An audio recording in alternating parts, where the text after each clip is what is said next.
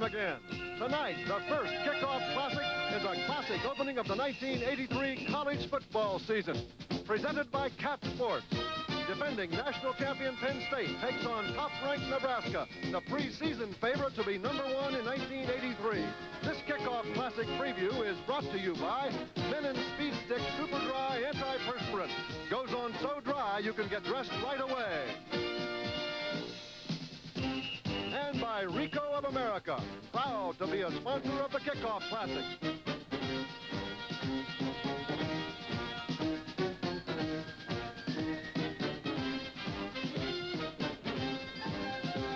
Hi, everybody. I'm Kurt Gowdy, and welcome to a new happening on the American sporting scene, the inaugural Kickoff Classic. The National Collegiate Athletic Association is allowing 2 college teams each year to play an extra game before September 1st. The benefit will be the National College Football Foundation and the College Football Hall of Fame. Kickoff Classic, really a fitting title, because this game does kick off the 1983 college football season, and it's a classic matchup. I can't remember when a defending national champ like Penn State meets a team that has already been rated #1 by the 2 wire service polls for this coming season in the University of Nebraska. We have everything out here tonight. We have 2 of the top 3 winning coaches in America, Paterno and Osborne. We have the leading candidate for the Heisman Trophy, Mike Rozier, the I-back of Nebraska. 2 great flankers, 2 of the best in America in one field, and one of the most explosive backfields returning intact for Nebraska. Now here's Dave Dials to give you a pre-cook-off slant. Thank you very much, Kurt. On this program, we're going to try to better acquaint you with these great universities, the football programs, and the coaches. You know, rarely if ever have 2 teams opened a football season with a game of this magnitude.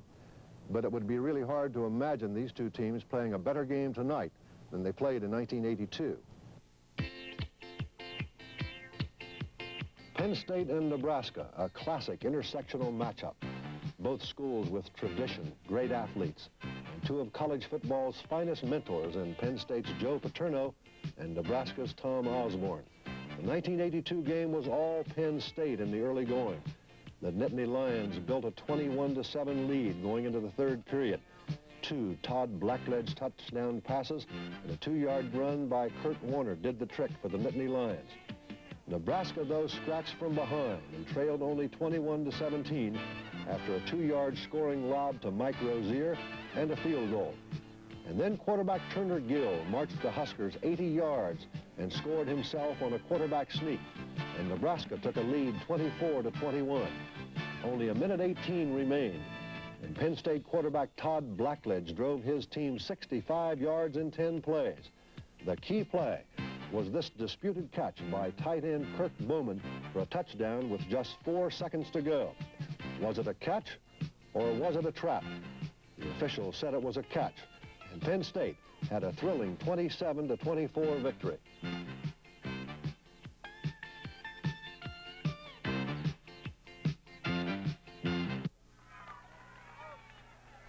That far, you'll remember that Franklin Delano Roosevelt was president at that time. Joe Paterno has been coaching football here for 17 seasons. He's taken his teams to 15 bowl games, losing only 4 times.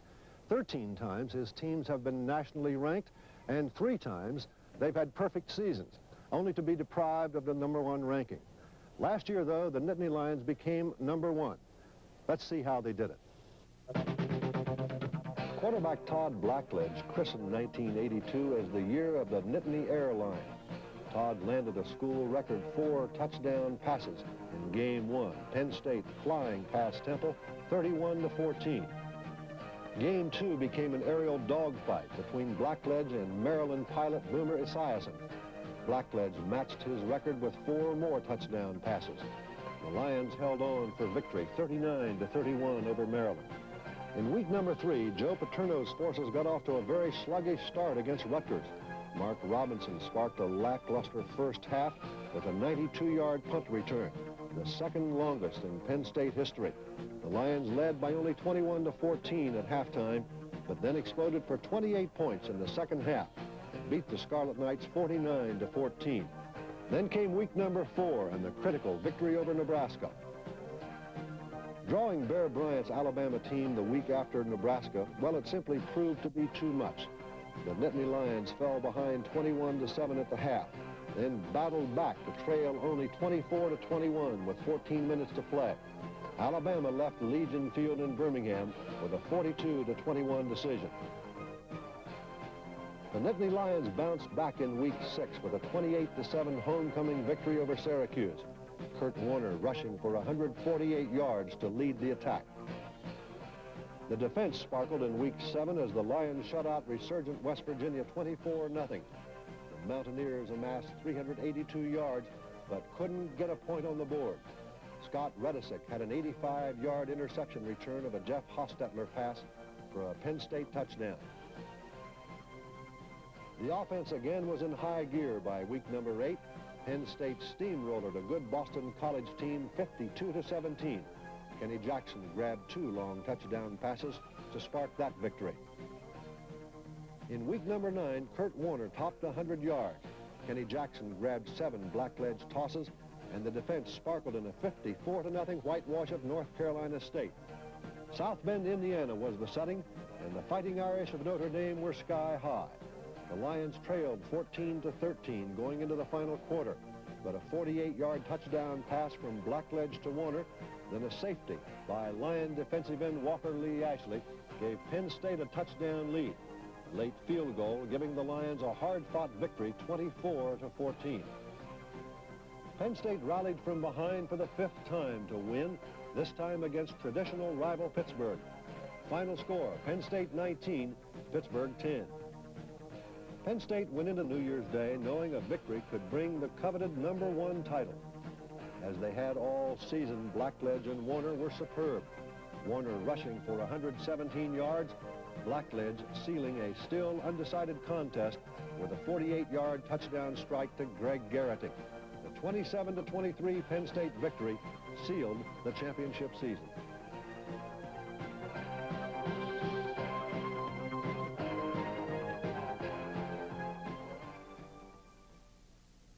"We are family" is not just a trite saying at Penn State.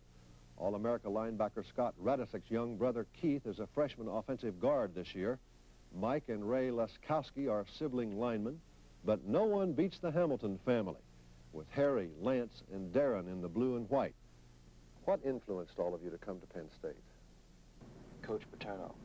Coach Paterno was interested in me, not only in what I could do for him on the athletic field and in the field of athletics, but what I could bring to the football program and to Penn State on a personal level, the kind of person I was. Lance, it was much easier for Coach Paterno to recruit you because he had a pretty good in with your older brother. Very definitely. My brother Harry influenced me to come to Penn State. He told me of how he was pleased with the program here. So automatically that is a step in the right direction, you know, because we are so close. I take his word on important facts and important things like that. So Coach Paterno's job was a lot easier in recruiting me than it was for my brother. And then getting you here, Darren, I suppose you really had no choice. True. Well, we are a close-knit family, and Harry had no complaints, and obviously Lance didn't either. And I said, well, that was 2 good choices right there, so third one can't be too wrong. It's very difficult to maintain excellence anywhere, but you do it not only on the football field, but in the classroom as well, with a 3.8 average. How do you do it? It's a question of listing your priorities. You know, what do you want to do? What do you want out of life? And I decided to list my priorities accordingly. You have to set aside a certain amount of time for study. You know, they require a certain amount of you on the football field, and whatever other time that you can arrange, you have to put it to studying, and anything left over would have to go to the other things you might desire. Most big-time schools have a breather or two early in the campaign, Penn State opening with Nebraska.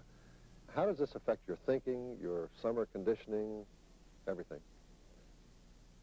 Well, I don't know how the norm is, but I know when all the players were asked early in the spring whether they want to play this early game, there was a vote and everyone agreed to play. So that says something for the type of people on this team, the competitive attitude. To open up with a team such as Nebraska early on is going to let us know exactly where we stand and what we have to do to get better. And you only go around once in your college days, so why not play a team as Nebraska? Nebraska has won 2 national championships, and except for a controversial play against Penn State in 1982, the Cornhuskers would have added a 3rd. But it does no good to dwell on what might have been. In this, the first kickoff classic, presented by Cat Sports. Live from Giant Stadium in the heart of the Meadowlands of New Jersey, the kickoff classic features Penn State's Nittany Lions against the Cornhuskers of Nebraska. This telecast is brought to you by the new Right Guard deodorant stick. You work hard, you need Right Guard. And by Ricoh of America, proud to be a sponsor of the kickoff classic. And by a company called TRW, where tomorrow is taking shape. And by Old Milwaukee and Old Milwaukee Light. It doesn't get any better than this. And by Mercedes-Benz, engineered like no other car in the world.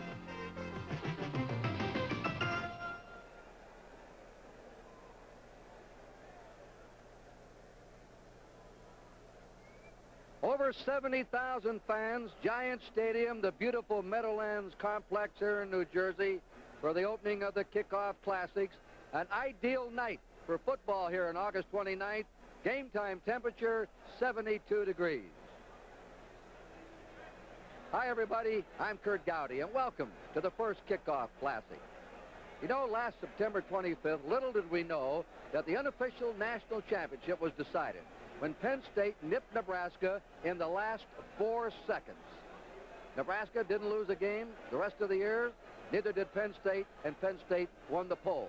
So here we are, Lee Corso, the former head coach at Louisville in Indiana, nearly a year later. Now when they match up, what's the difference? Well, Penn State lost 7 fine football players to the pros, including an All-American quarterback and All-American tailback. They've got 2 quarterbacks that have not played before and a tailback with a bad knee. But defense is their game, and I'll tell you what, they got 4 legitimate All-Americans on defense. What about Nebraska? You've heard of the 4 horsemen of Notre Dame? You might see the 4 thoroughbreds of Nebraska. They've got a dynamite offensive football team. But the problem is they only got 1 ball to play with. That's right. They have 3 Heisman Trophy candidates in the same backfield. Down on the field, roaming the sidelines, will be my cohort, Dave Dials. What's it feel like down there, Dave? Well, as you know, Kurt, when this game was first put on the board, neither coach was enthusiastic about it all. As a matter of fact, Joe Paterno voted no at the NCAA convention. But his players and those of Tom Osborne were enthusiastic, and that has spread. It's become infectious. Both coaches are enthusiastic. Somebody asked me if I wanted to spend August night covering football in the Meadowlands. I said, no, I want to go hear Willie Nelson. Here I am, and I'm enthusiastic, too. All right, Dave, now a little bit later, we're going to meet the 2 head coaches and their starting lineups as they come out and talk about them. We'll be right back here at Giant Stadium.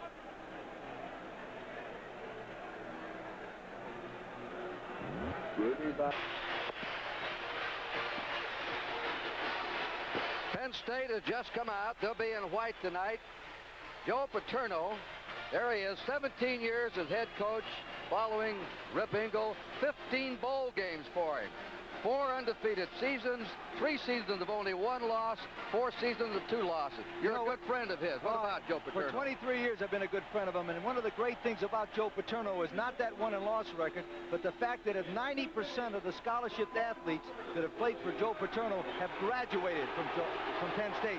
Now, what's going through Joe Paterno's mind right now is the fact that I promise you, he's got goosebumps up and down his neck. It's like starting on Broadway. And here comes the Cornhuskers of Nebraska. You notice the field tilting a little bit? Yeah, they're big. They've always been big there, especially big lineman. Tom Osborne, a low-key fellow. There he is, 10 years as head coach. 10 times in a row, finished in the top 10 of the country each year. I think he should be called the E.F. Hutton of college coaches.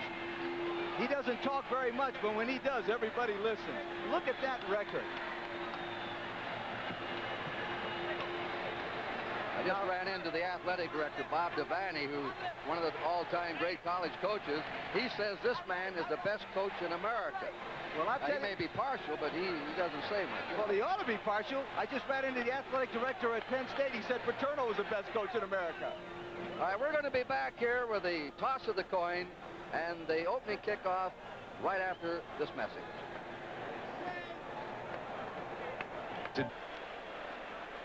Penn State, Nebraska, the kickoff classic. We're supposed to have some parachutists from the United States Air Force Combat Control Team of the 21st Air Force stationed at McGuire Air Force Base jumping onto the field with the game ball and the coin, but I don't see them, so maybe weather, something has canceled that. Right now the captains are going out. The coin used in the official toss is the 1983 U.S. Olympic silver coin. There it is. Treasury Department has minted the coins to raise funds for the 84 Olympics. Here come the jumpers now. They're overhead. The captains for Penn State in the white. Ron Heller, Ken Jackson on offense. Mark Robinson, Scott Radisick on defense. And for Nebraska, here come the jumpers in from a helicopter 3,300 feet high. And their goal is to come on in to the 50-yard line. The big crowd now craning their necks to watch them land. You watch them too.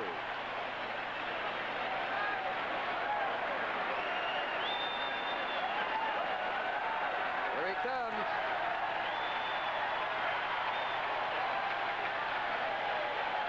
Well done on the 39. Give him a hand. Here comes the second one in. This will be closer to the 50. This guy must be on the first team. 49, he just missed it. There's the game ball. The ceremonial game ball by one of the Air Force parachutists. Mike Cranmer and Mike Keeley are the defensive captains for Nebraska. The offensive captains will be the quarterback, Turner Gill, and the right guard, Dean Steinkuhler. Down there are the dignitaries, Vincent DePaul Draddy, the chairman of the board, the National Football Foundation, the Hall of Fame, Bob McCohay, the commissioner and chief executive officer of the New Jersey Sports and Exposition Authority. They're sponsoring this game each year. And Laura Smith, the general manager of the New Jersey Sports and Exposition Authority. It's through the efforts of these men and their organizations that the Kickoff Classic has become a reality. All right, let's sum this up again. Any game this early is a tough one to figure. But on paper, knowing what they have coming back, the edge on offense to Nebraska, backfield returning intact. And three of those backs are good enough to vie for the Heisman Trophy. The quarterback, Gill, the I-back, Rozier, and the flanker, Fryer. Penn State has some marvelous players on defense. They're very questionable at quarterback. Their running backs are not experienced except for two. So you'd say that Penn State will hang in this game and win it. If they do, on defense, and Nebraska on offense. And also the kicking game could become very important, and the edge goes there to Penn State. On this field, we have probably two or three of the best kick and punt returners in college football. Irving Fryer, number 27, and Mike Rozier, number 30, and also Jeff Smith, number 28. Now they're going to put Smith in with Rozier to open the game.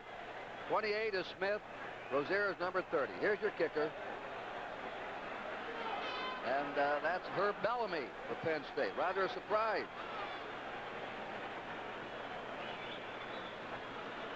We may, let's get a quick report on the tailback with a bad knee or a gimpy knee, John Williams. What about it, Dave? You found out anything? Kurt, I have. I just spoke with him a minute ago, and I signaled to the knee, and I said, how is it? And we assume he's going to be tentative, but he says he's not. He says, I'm ready to go full blast. We'll have to wait and see. All right, here we go with Bellamy to kick off. Rozier and Jeff Smith, the speedster, deep. Rozier handles it, fumbles it on the 20, and recovers it. Fortunately, what a way to open the season, fumbling the opening kickoff over to the other club, but he averted it when he alertly went forward and pounced on it. So it'll be Nebraska's ball, first down, And they'll spot the ball on the Nebraska 25. Gill's at quarterback. Rozier is the deep man, the I back. Shalene is the fullback. Fryer is the wing back. Split into Simmons. The other flanker, Fryer. There's the offensive line. Granowitz is the key man there. He's replacing Dave Remington, the most honored interior lineman in the history of college football. All right, Fryer's flanked to the left, Simmons to the right. Here we go. The first play, a mix-up in the backfield. Gill sprinting out, being chased by Zordic. Zordic nails him, a sophomore linebacker who is destined for greatness at Penn State. He started 3 games as a freshman. Number 43, Zordic got him. There's the Penn State defense. They play a 4-man front. Only 2 down linemen, you'll notice. Hines and Gattuso are down on their hands. There's the linebackers. Radicic's the key there, an All-American. And the secondary, with 2 potential All-Americans there. Scott Kimball is in now as a flanker. Fryer is a slot. The pitch goes to Rozier. Rozier fights his way back to the 24. Rozier last year averaged 140 yards a game. The lowest output for the season was 86 yards against Penn State. They really keyed on him last year, so Nebraska hurt Penn State passing. And also, Penn State is famous for always taking away the best ball player on the other team. Joe Paterno has been famous for years for doing that, including Herschel Walker. 3rd down, 12, a slot left. Simmons and Fryer slotted out to the left. Just started here, the kickoff classic. Turner Gill for his first pass. Out to Rozier at the 20, 25, 30. Jumped at the 34-yard line, short of a first down. Nebraska will have to punt. The hit is made by Greg Gattuso, a defensive tackle who roams all over this field, and the man who led Penn State in tackling last year, Mark Robinson, All-American safety. Here comes Gattuso out, number 70. Scott Livingston will punt. And Kenny Bow, number 11, and Kenny Jackson, 82. Jackson and Bow are 2 of the best also. Any one of these kickoff or punt returners for either club can break a long one at any time. They specialize in it. 4th down, 2 for Nebraska. Livingston boots it. Beautiful kick. Twisting spiral. Bow on the 14, to the 15, to the 20, and down he goes in the 21-yard line. And it is Tom Rathman, second-string fullback, who went down to cover for Nebraska. So Penn State now goes on the attack. First down on their 21. Doug Strang at quarterback, John Williams at tailback, Tony Mumford at fullback. Jackson and Bow are the flankers. The tight end is Kurt Bowman. There's the line: Keller, McGinnis, Hayden, Woofter, and Short. They run out of all kinds of setups. Jackson, flank to the right, Bow to the left. Strang threw only 22 passes last year, backing up Todd Blackledge. He rolls out, he's going to throw on the first play of the game to Jackson at the 30. Jackson's out of bounds on the 32-yard line. Kenny Jackson, number 82. Joe Paterno says, I wouldn't trade him for any flanker in America. Tom Osborne wouldn't trade Fryer either. There'll be a little boot action. What they're trying to do, first of all, with Strang is to complete the first pass. Remember, he hasn't played very long. He throws a nice, short, concise pass. Perfect play to Jackson. Remember, the key to Strang is starting off nice and smooth. Strang is a junior from Linwood, New Jersey. Now a lone setback. Tony Mumford is the fullback. You'll see this a lot tonight. Nebraska may be blitzing tonight, too. Here's Mumford. He can run with speed for a fullback. From Lindenwold, New Jersey. Bill Weber, the left end, and Rob Stuckey, the right guard, hitting there. All right, there's Nebraska defensive line. They play a 5-man front. They have 2 linebackers, Mark Dahm and Mike Knox. Then they have a monster man, Mike McCashton, who's the number 2. And the cornerbacks are Neil Harris, Dave Burke, the safety man, their best player, Brett Clark. DeMidio's out. John Williams is in. Here's a pass, Strang. It is nearly intercepted. Mike McCashton nearly picked it off, intended for Kenny Jackson. Penn State immediately is going to the short passing game with Strang, number 18, to try to get his confidence. Burke right there probably has had a problem. He got hurt in practice Friday out there. Remember we were out there, Kurt? He ran into that defensive back. He might have a problem with his knee. We got to watch that as the game goes on. Third down, 9 to go. Penn State under 33, no score. 12-18 to play in the first period. Jackson is to the left. Bow to the right is a wide outs. Lone setback. Triangle throw, good protection. Lobs it deep for the tight end DeMedio. It's over his head. Dean DeMedio, Westchester, Pennsylvania. He was smothered by Brett Clark, the Nebraska safety man. And now Penn State must kick. And George Reynolds will come in to do the punting. I guess in pregame estimates, Lee, Penn State gets the edge on kicking. No question, because they've had a kicker that kicked the ball before. But Livingston booted that ball beautifully for a man who's never punted a ball in college football before. Irving Pryor, number 27. Jeff Smith, 28, are the deep men. Pryor finished 4th of the nation in punt returns last year, 3rd the year before. Mike Stillman is the snapper. It's a high spiral fair catch call on the 22. Incidentally, this year, a new rule, no defensive player can come within 2 yards of the safety man on the ball's downward flight. In other words, they can't go in and stare him in the face, run by him the way they used to do. We'll be back with more play-by-play from Giant Stadium right after this word.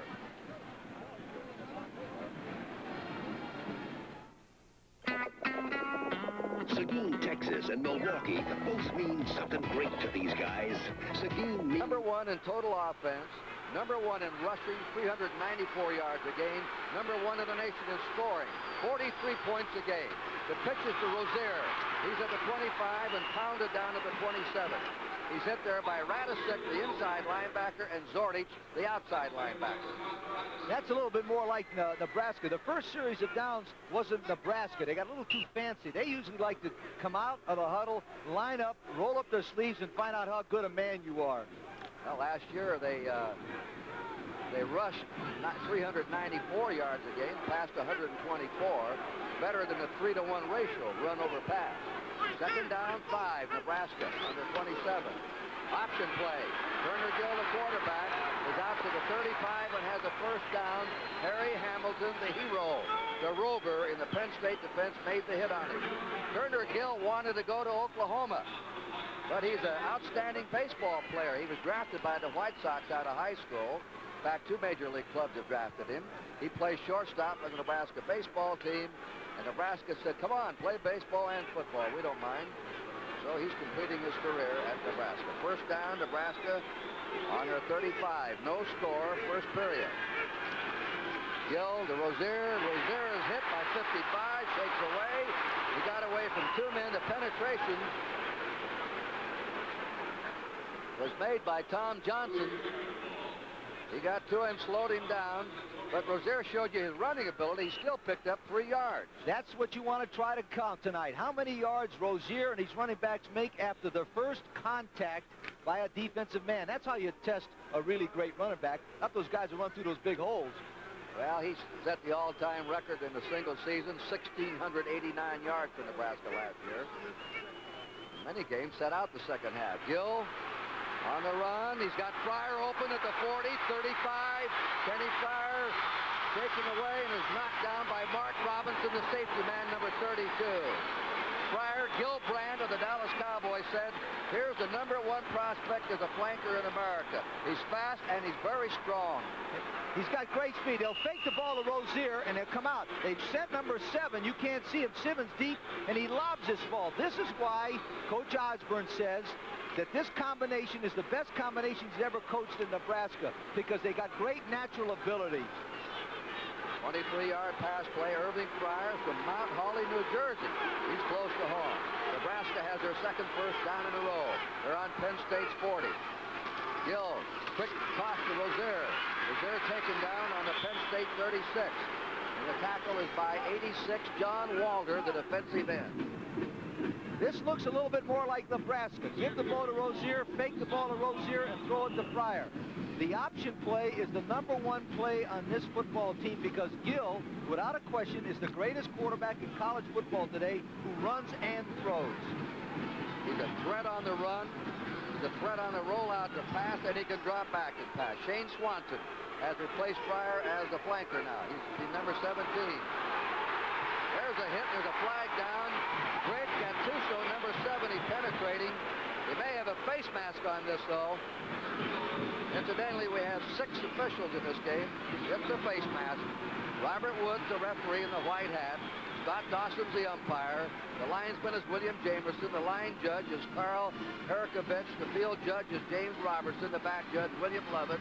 They're all from the Atlantic Coast Conference. They're all neutral. And incidentally, this year, under the collegiate football rules, there'll be 7 officials assigned to games. There are 6. Let's watch it, Lee. Watch Gattuso, number 70. He just looks mean. He jumps quick. Now remember, there's 2 kinds of face mask penalty. One, intentional, is 15 yards. That was not intentional, so it was only a 5-yard penalty. Second down, 2 yards to go. Gill on the option, cracks the first down. So he has that option. He watches that defensive end. If the end floats out to take the trailer, he cuts inside of him like he did there. He options. He does what the defensive end tells him to do. And it looks like the defensive end's theory at Penn State is to force Gill to run the ball. They do not want him to pitch the ball to Rozier. Fryer's back in as a flanker. Jeff Smith's in as a tailback. He's a terrific junior, but he's got a Heisman Trophy man ahead of him. Nebraska, first down on the 28 of Penn State. No score. Reverse to Fryer, 25. Reverses back, pounds his way to the 22. Zordich, the outside linebacker, the sophomore, hit him. And Radistik helped him. There's a great picture of Tom Osborne. Tom Osborne is his own offensive coordinator. In fact, at the banquet last night, Joe Paterno called him one of the greatest offensive coaches in the history of college football. It is second down 4. There's their record last year. First in every category. Same backfield returning. Rozier's back in as a high back. Now he'll be the deep man. Shalene is the fullback ahead of him. Good blocking. Second down, 4 to go. Nebraska threatening. Whistle. Flags go down. They have 25 seconds to get a playoff in college football. Let's see if they took too much time.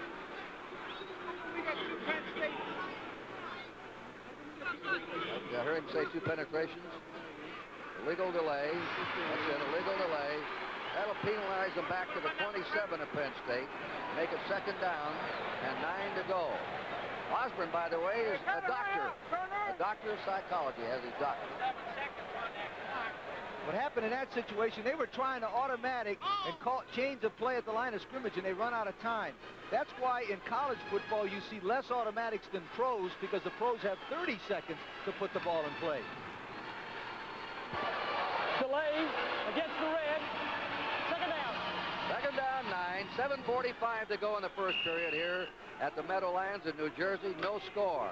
The defending national champs in white, Penn State, against the team in red, Nebraska, picked by both wire service polls to win the national title this year. They've won 10 in a row. Penn State has a winning streak of 7 in a row, carrying over from last year. Rozier out in motion. The pass is to Fryer at the 15, and he's dumped to the 14. Second pass by reception by Irving Fryer. He was hit by Chris Sidnor, the defensive back. We have a flag down, I believe. You might be wondering why that man's so wide open, because the man covered, you see number 17, he watched Rozier, and they threw the ball to Fryer. 97 Radisek is one of the best linebackers in America, but he's not fast enough to cover Frere. That's the number 1 play they've got right now. That's right. They're getting Fryer out there and isolating him on a linebacker. Shot block on the red. Second down. Okay, that's illegal. That's a chop block. Right, I can explain that to you. What happens is an offensive lineman will set up the defensive lineman, and another one will block him below the waist. That's called a chop block. That's a 15-yard penalty because it could cause a serious injury. Second down, 24. Is that thunder I hear in the background? We may have a threat of rain. What a rainstorm we had here last night. No score, 7:15 to go in the first period. Nebraska hurting itself now with penalties. Swanson's in at the flanker, replacing Fryer. The pass is complete, and down at the 32 goes Scott Kimball, second string, split in from Camarillo, California. Mark Fruin, the defensive back, was there to fall on top of him. That's a 10-yard gain, but they're still short. They have third down and 14. There's a good shot at that Gill. Gill is a two-time All-Big 8 quarterback. He was the outstanding back in the Orange Bowl in 1982. That young man right there. He made 500 yards rushing last year. 54% pass completion. Here's a rollout again. Goes on the run. He's got Swanson. Swanson is down at the 1-yard line, and Turner Gill is killing him right now with those rollout passes. He threw for 239 yards against Penn State last year and 2 touchdowns and ran for 1. And it's exactly the same play that just hit Fryer. You'll see him roll out, and he gets a lot of protection, but watch, as he sends a man deep, he's got a little seam there, and he throws the ball with a perfect shot to Swanson. What they're doing there is they're driving one man deep, and then they're dragging a man underneath him. Great offensive theory. Turner Gill now has hit 4 out of 4 for 74 yards. The last one a 31-yarder. First and goal to go. Shalene, the fullback, does not make it. Mark Shalene, there's another flag down. You'd expect flags in an opening game. And turnovers and fumbles, we haven't had those so far. Now some rain coming. No flag down. It was inadvertently thrown. Rain is starting to come down. Now, but usually in a situation like this, the quarterback will be instructed to run a quarterback sneak. The reason is because there's no ball handling, therefore there should be no fumble. Rain coming down here in the Meadowlands. Second down, a half yard to go, and they run the sneak. I don't believe they made it. Scott Radisick burrowed in there. Number 41, Steve Sefter, got underneath the play. That's what you have to do around that goal line. Right. Now, what happens in a situation if they can't make it with a quarterback sneak, you usually have a play where they call it the dive play. In other words, one of those backs that just go right over the top. I would not be surprised to see number 30 jump right over the top of that huddle.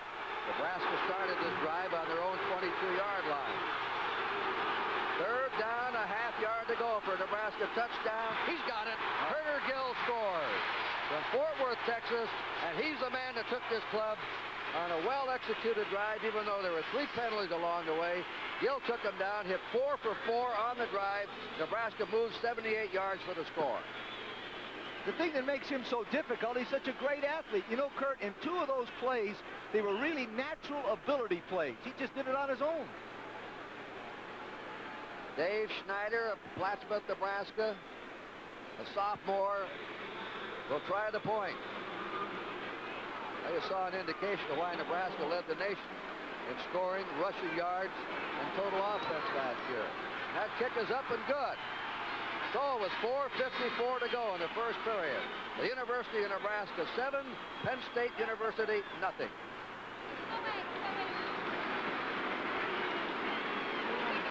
The rain here at the Meadowlands falling. Let's take a look at that quarterback sneak on third down, a half yard.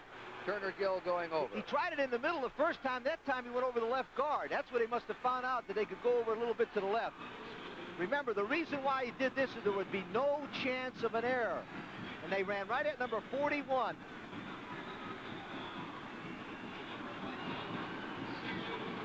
This telecast presented by authority of Cat Sports. Any rebroadcast of this game without the explicit written consent of Cat Sports is prohibited. Sid Lewis, a freshman, 21. Kevin Bow, number 11, are deep. Scott Livingston will kick off. He did the punting. He may have won both jobs during the month of August when Nebraska started their workouts. This is California. 7-0. Nebraska has struck first. And here's the boot. There's a wobbler. Bounding around. This is a good Nebraska bounce. Gives them time to cover. Bow has it. And Penn State is stopped within their own 15. Boy, Paterno won't be happy about that. You want to get the ball. You've got to get it outside your 20. You want to get it up in the 30s or 40s for field position. And when you're pinned back under your 15, that's a poor kick return. There's a scoring drive. 12 plays, 78 yards. Turner Gill going a half yard and a sneak for the score. And I would say it was a Turner Gill drive. All the way. Doug Strang, the quarterback. It's on the 12-yard line of Penn State. First down. Domitio split in. They're going to throw. And it is nearly intercepted. The pass bouncing off the hands of Kurt Bowman, number 80. Bowman, oddly enough, caught only 2 passes last year. Both were for touchdowns and both in the Penn State game. There's Turner Gill. Fort Worth, Texas. I bet you his mama's proud of him right now. I tell you what, he's a fine all-around athlete. Can you imagine being that great a baseball player and a football player? He's going to be like John Elway. He'll have a tough decision to make this spring. Second down, 10 to go. Here's the draw play, and that's Tony Mumford. And now Nebraska's defense, sparked by their offense, who took the ball 78 yards, playing heads up on the defense. It's an interesting thing we said before the game. We were concerned about Williams. There's Joe Paterno. Look at that, ranks 9th in the NCAA. We were concerned about Williams' leg. You know what happened? They haven't played Williams one play yet, number 44. The only returning star they had offensively. He played fullback last year. They were going to shift him back to tailback. This is a 3rd and 9. Tight end in motion. A rollout. Strang throws on the run over the head of Bowman, way over his head. And Penn State must kick. Brett Clark came up to cover it. They have a flag down along the sideline. Anytime you have a rollout, you have a threat of, that's illegal use of hands. No, Personal foul, is it? Personal foul, and I think he might have hit him as he went out of bounds. And if you get a good shot, you'll see that white 6-foot square around the field. You cannot hit a man once he leaves that area on the outside.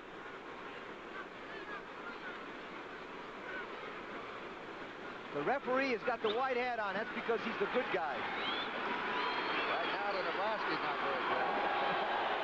Personal foul on the red. First down. Well, Penn State gets a break. They're about to relinquish the ball. They would have had a 4th and 9. Now they have a first down on their own 28-yard line. But they look ragged on offense so far. But they look inexperienced, just like we thought they might. John Williams is in there now. Number 44 is the tailback. Mumford's the fullback. The pitch is to Williams.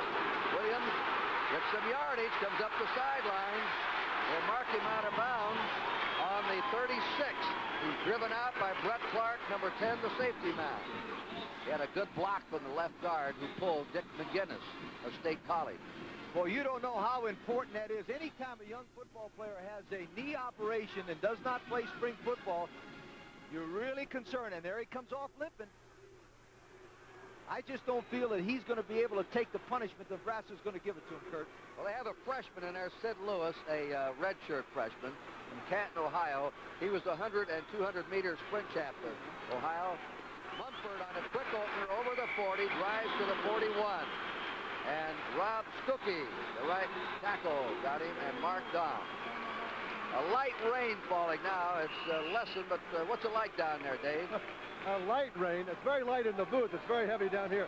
I want our Nebraska fans to understand why I'm wearing the blue jacket. Some nice soul in the Penn State bench let me use it. I promise to wear a red one if it's still raining in the second half, Kurt. All right, first down Penn State. They're on their 41. They're trailing 7-0. 3:30 to go in the first period. Doug Strang over the head of Mumford. Tony Mumford on a swing pattern. The ball was not well thrown, Lee. Well, Strang looks right now exactly like Joe Paterno was afraid he would be. He's not very, very confident. Now, you got to understand, the guy only threw the ball 22 times, I think, last year, so he's going to have a hard time. Penn State is not playing exactly the way Penn State usually plays. Penn State usually comes out, rolls up their sleeves, and tests the other guy's manhood. They get a little too fancy so far. They've hit only 1 out of 5 passes for 11 yards. That was the first pass Strang threw, a junior quarterback. Second down, 10. The pitch is to Sid Lewis. Lewis ran into his own blocker, and he's smothered by Mark Dahm, the strong side linebacker of Dix, Nebraska. And Rob Stuckey went in there and knocked the blocker into the ball carrier. Stuckey is the right tackle, number 75. He's 6'3", 250, an all Big 8 All-American and an all-academic player right there. He got a 3.5 average in finance. And I tell you what, he might need it if he keeps playing like that. Double tight end offense for Penn State. They're on their 43rd and 11. Nebraska leading 7-0. The difference in this game so far, the quarterbacking all the way. Turner Gill, a senior, experienced against a youngster starting his first game. He shakes away. Now he throws. He's incomplete. Sailed right through the hands of Tony Mumford. A big pass rush by Mike Tranmer, the nose guard. He had him trapped, sprang behind the line, and let him get away. Mike Tranmer, watch him. He's 6'5", 11, 230 pounds. He used a great pull technique. You know him grab that number 58 and pull him, Hayden? Now, the reason he did that, it was because he wanted to use that hand as leverage. Most football teams use tight-fitting jerseys, so they can't do that. Punt formation, George Reynolds to do the kicking. On 4th down, a high one. Jeff Smith, fair catch on the 13-yard line of Nebraska. And the Cornhuskers will have a first down.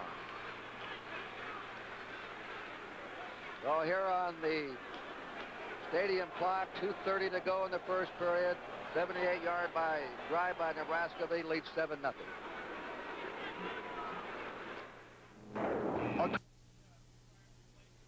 Shots. Watson.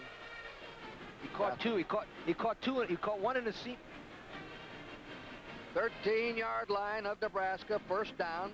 They have a replacement of fullback, Tom Rathman. He's a sophomore from Grand Island. He'll be number 26, replacing Mark Shalene. Nebraska's used to big crowds. They've had 124 home sellouts in a row.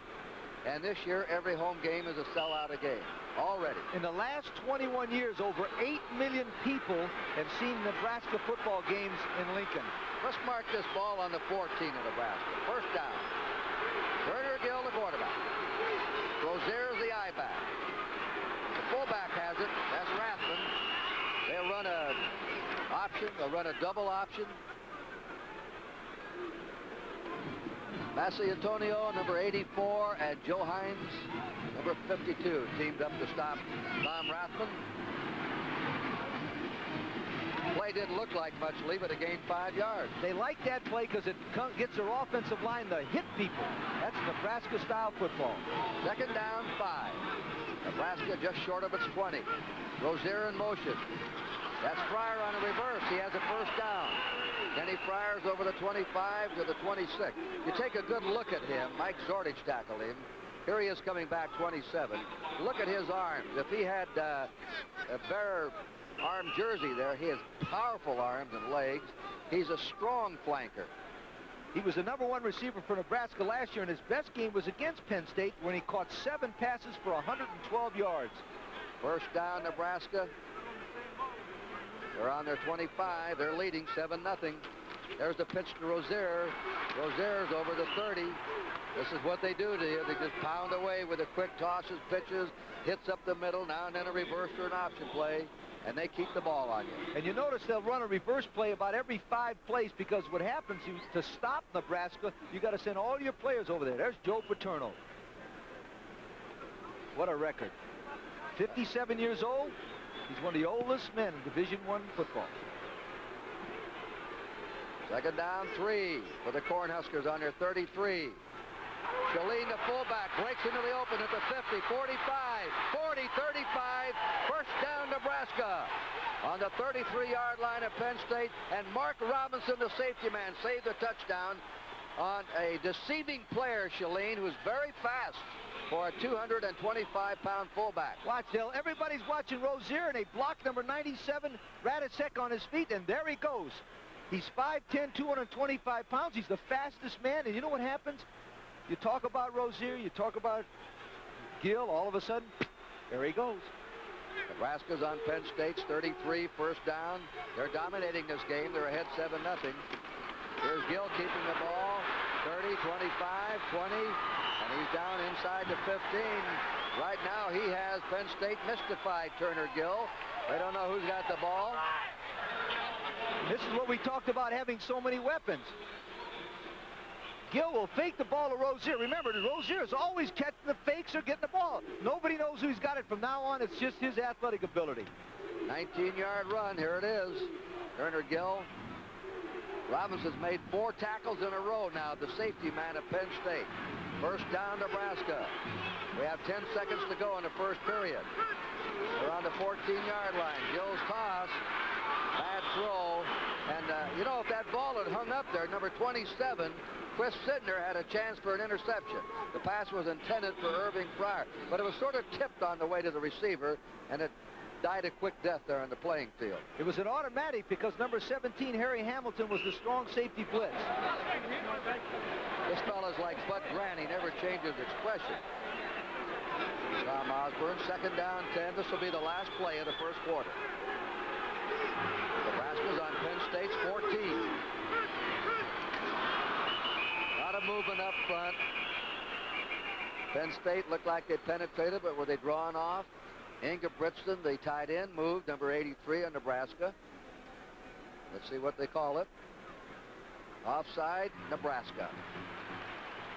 They'll go back to the Penn State 19 and make it second down, 15 to go. Still 3 seconds remaining in the first quarter. Dead ball foul. Let's check the penalties on Nebraska. On the red. Second down. They have had 4 penalties for 40 yards. Penn State's had 1 for 5 yards.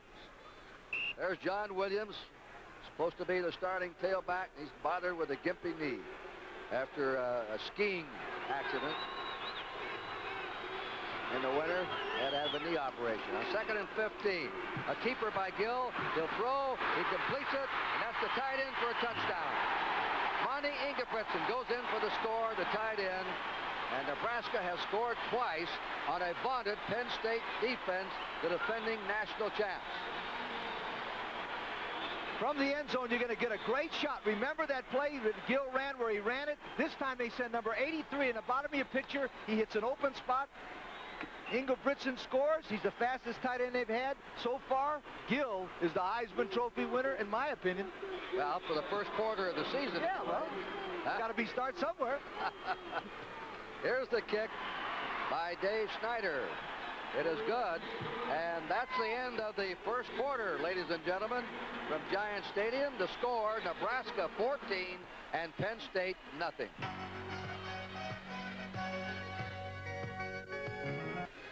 Cat Sports is presenting the first annual Kickoff Classic. The second quarter will be getting underway in just a moment.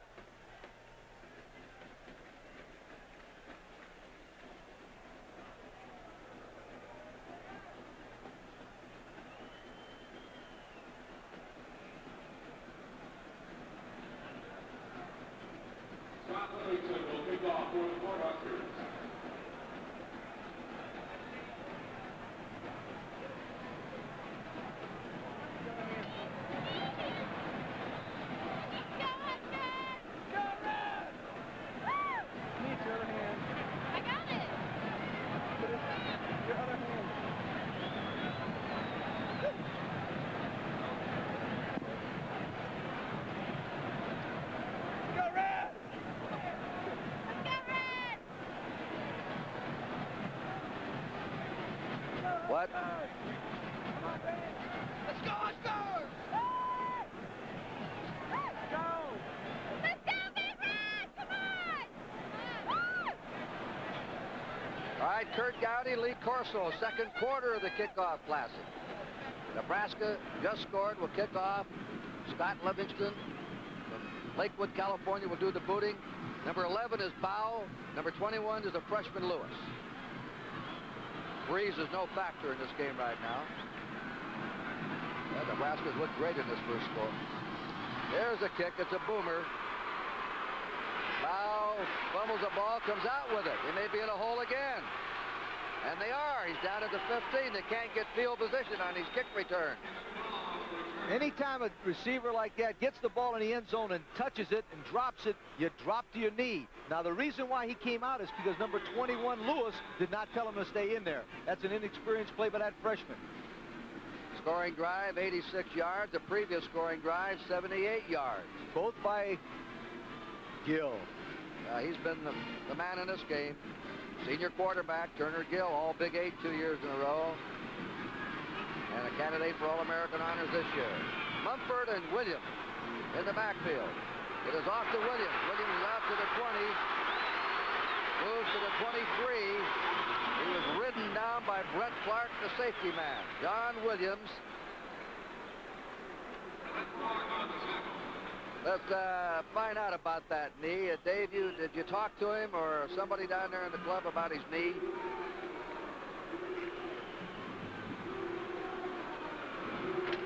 Now we've lost communication from the sideline.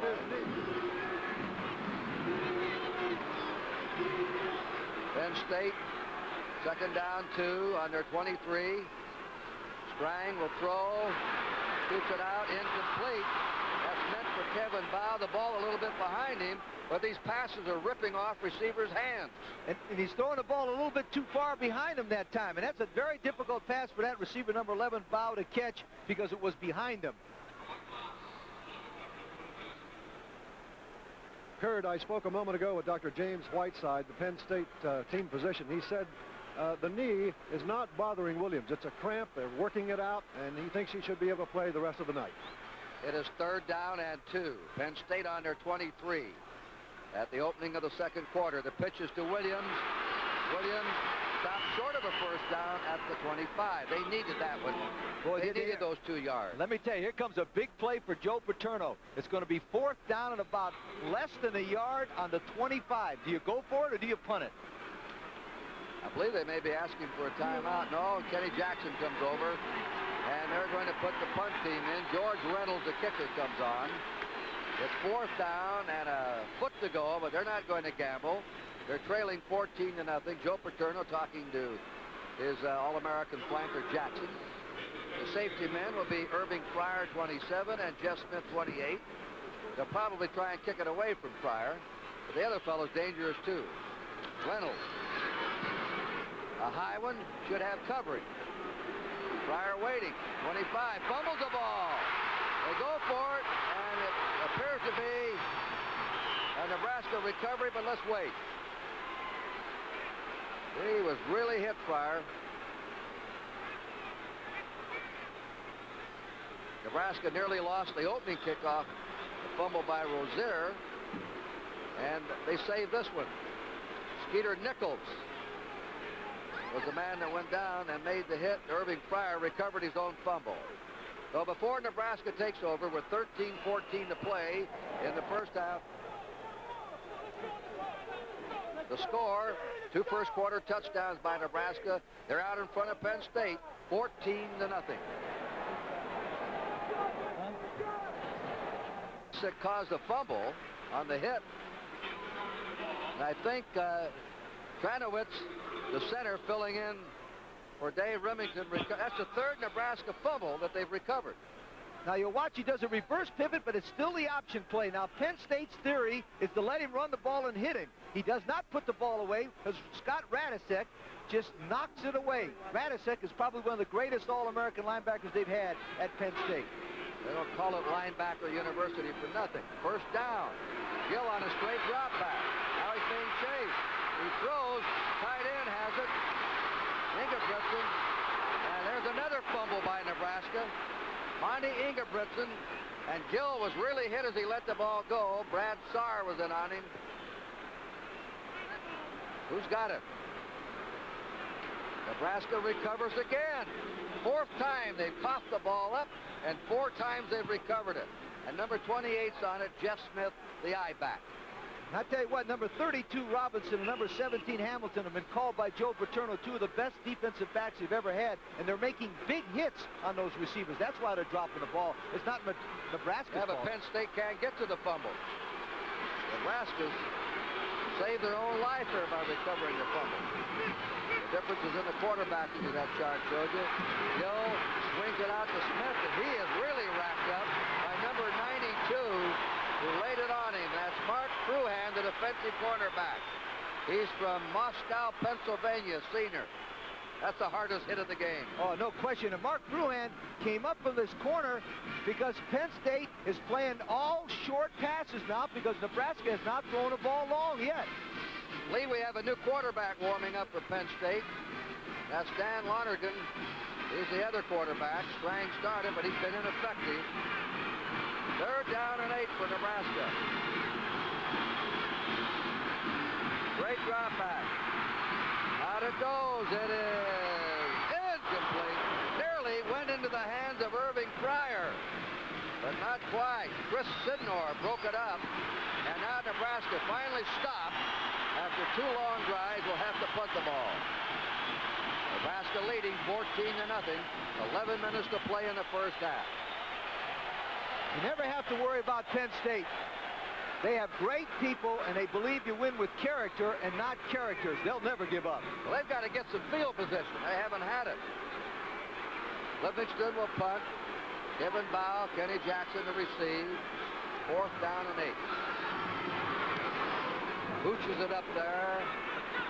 Fair catch call by Kenny Bow from Deer Park, New York, the senior.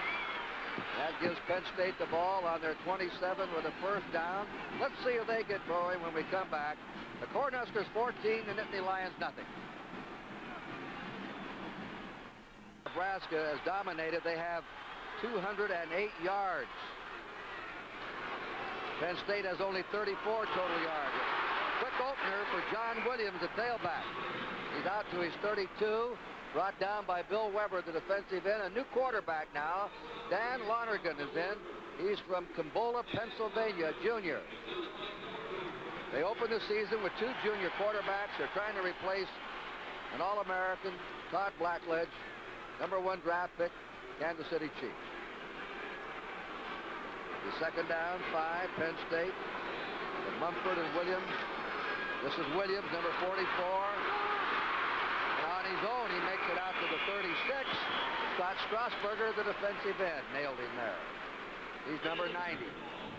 Penn State is going back to Penn State football. Give the ball to the tailback, make every offensive lineman come off the ball and hit, and see how much yards you can, and test them man for man. Now they're getting a double tight end offense in there. Kurt Bowman and Dean DeVidio, 89. They're going to measure. They may have it. Do they? They do. By an inch. You notice State has a 1st down on their 36. You notice Joe Paterno's done a smart thing. He's brought in his new quarterback, Dan Lonergan, and has not thrown the ball with him. Quarterbacking has been the difference. Turner Gill, the veteran, hit 7 out of 9 for 94 yards and a touchdown. Strang, the junior quarterback, played very little, 1 out of 7 for 11 yards. Lonergan will throw his first pass. Got his back, look out. He nearly threw an interception to Dave Burke, 33. He was trying to hit Kenny Jackson. He was running a fly pattern right down the field. And he had his back to him, and he threw it into the hands of the Nebraska quarterback. That had to slip out of his hands, because he's got to be a better passer than that to be at Penn State. That looked like a wounded duck. Look at that total offense. Nebraska led the nation last year. Total offense. Over 500 yards a game. They're on their way again this year. 2nd down, 10. Lonergan on a draw. Gives it to John Williams. Williams to his 41-yard line. He was taken there by the weak side linebacker, Knox, number 44, and Strasburger, number 90, the defensive end. I'm impressed so far that John Williams is really hitting it up there, aren't you, Kurt? In other words, he's not flinching at all with that knee. Here he is coming out. Psychologically, you see more players, Lee, who after a knee operation are afraid to cut or afraid to be hit. They can't help it. Once they get a few games under their belt, they get their old confidence back. 3rd and 5 for Penn State from their 41. A bootleg.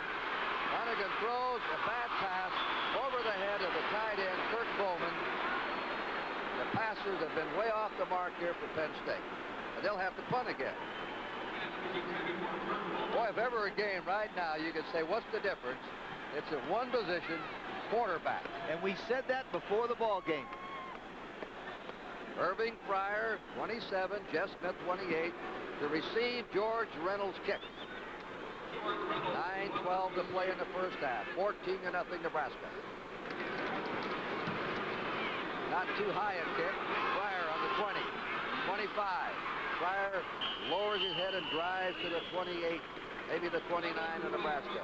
Down the cover, Shane Conlon, number 31, a linebacker. Well, the Penn State Nittany Lions stopped them the last time. We have a timeout on the field. 2 long drives by Nebraska in the first period has them out in front. The score, Nebraska 14, Penn State nothing.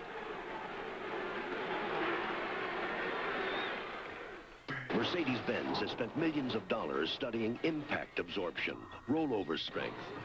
Giant Stadium, the Meadowlands Complex, the first kickoff classic. Rozier, the I-back, the All-American, carries the ball. The safety man, Mark Robinson's been a standout in that Penn State secondary so far. He tackled him.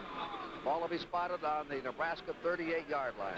That's John Milton, the linebacker coach. Now, he's talking about the defensive coverages. The Penn State is trying to run the ball at him. 43 draw. He was at Wyoming with Bob Devaney, and now he's been with Nebraska about 20 years. An outstanding linebacker coach, John Milton. Gain of 9 yards for Rozier. He hasn't run wild yet. Gill's been the star of the game. Second down, Rozier has the ball. Is he going to pass it? He is. He throws it down to Fryer. Intercepted by Penn State on the 31. And down goes Mark Robinson. His knee hit the ground, but he was there alertly to pick it off. And that's the first turnover in the game. Nebraska's fumbled 4 times and recovered every fumble. Now, this is interesting. 2 years ago, Mike Rozier threw a 25-yard touchdown pass in the Orange Bowl. Here he throws the ball over to man's head.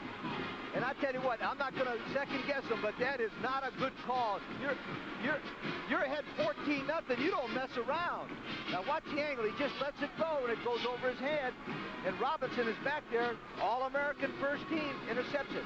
Once your knee goes down in college football, you cannot run it. That could come back to kill Nebraska. First down. Lonergan on a quick give to Tony Mumford, the fullback.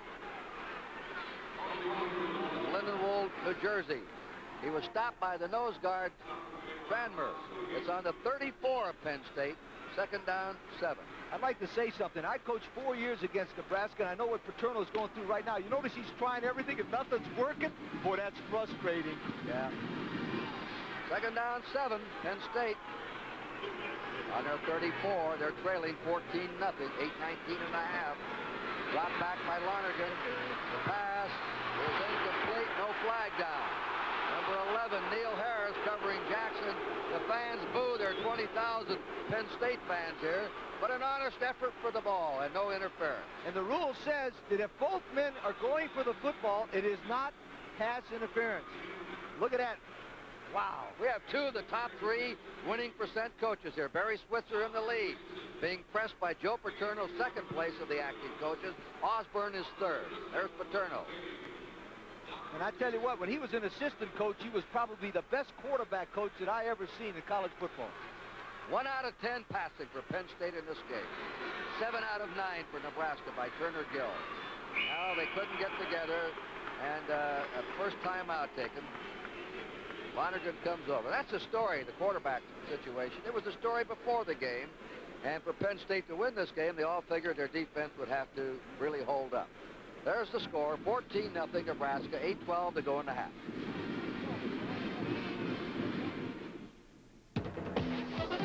Kenny Bow jumping up to get his hands on it. It was maybe, would have been a very difficult catch.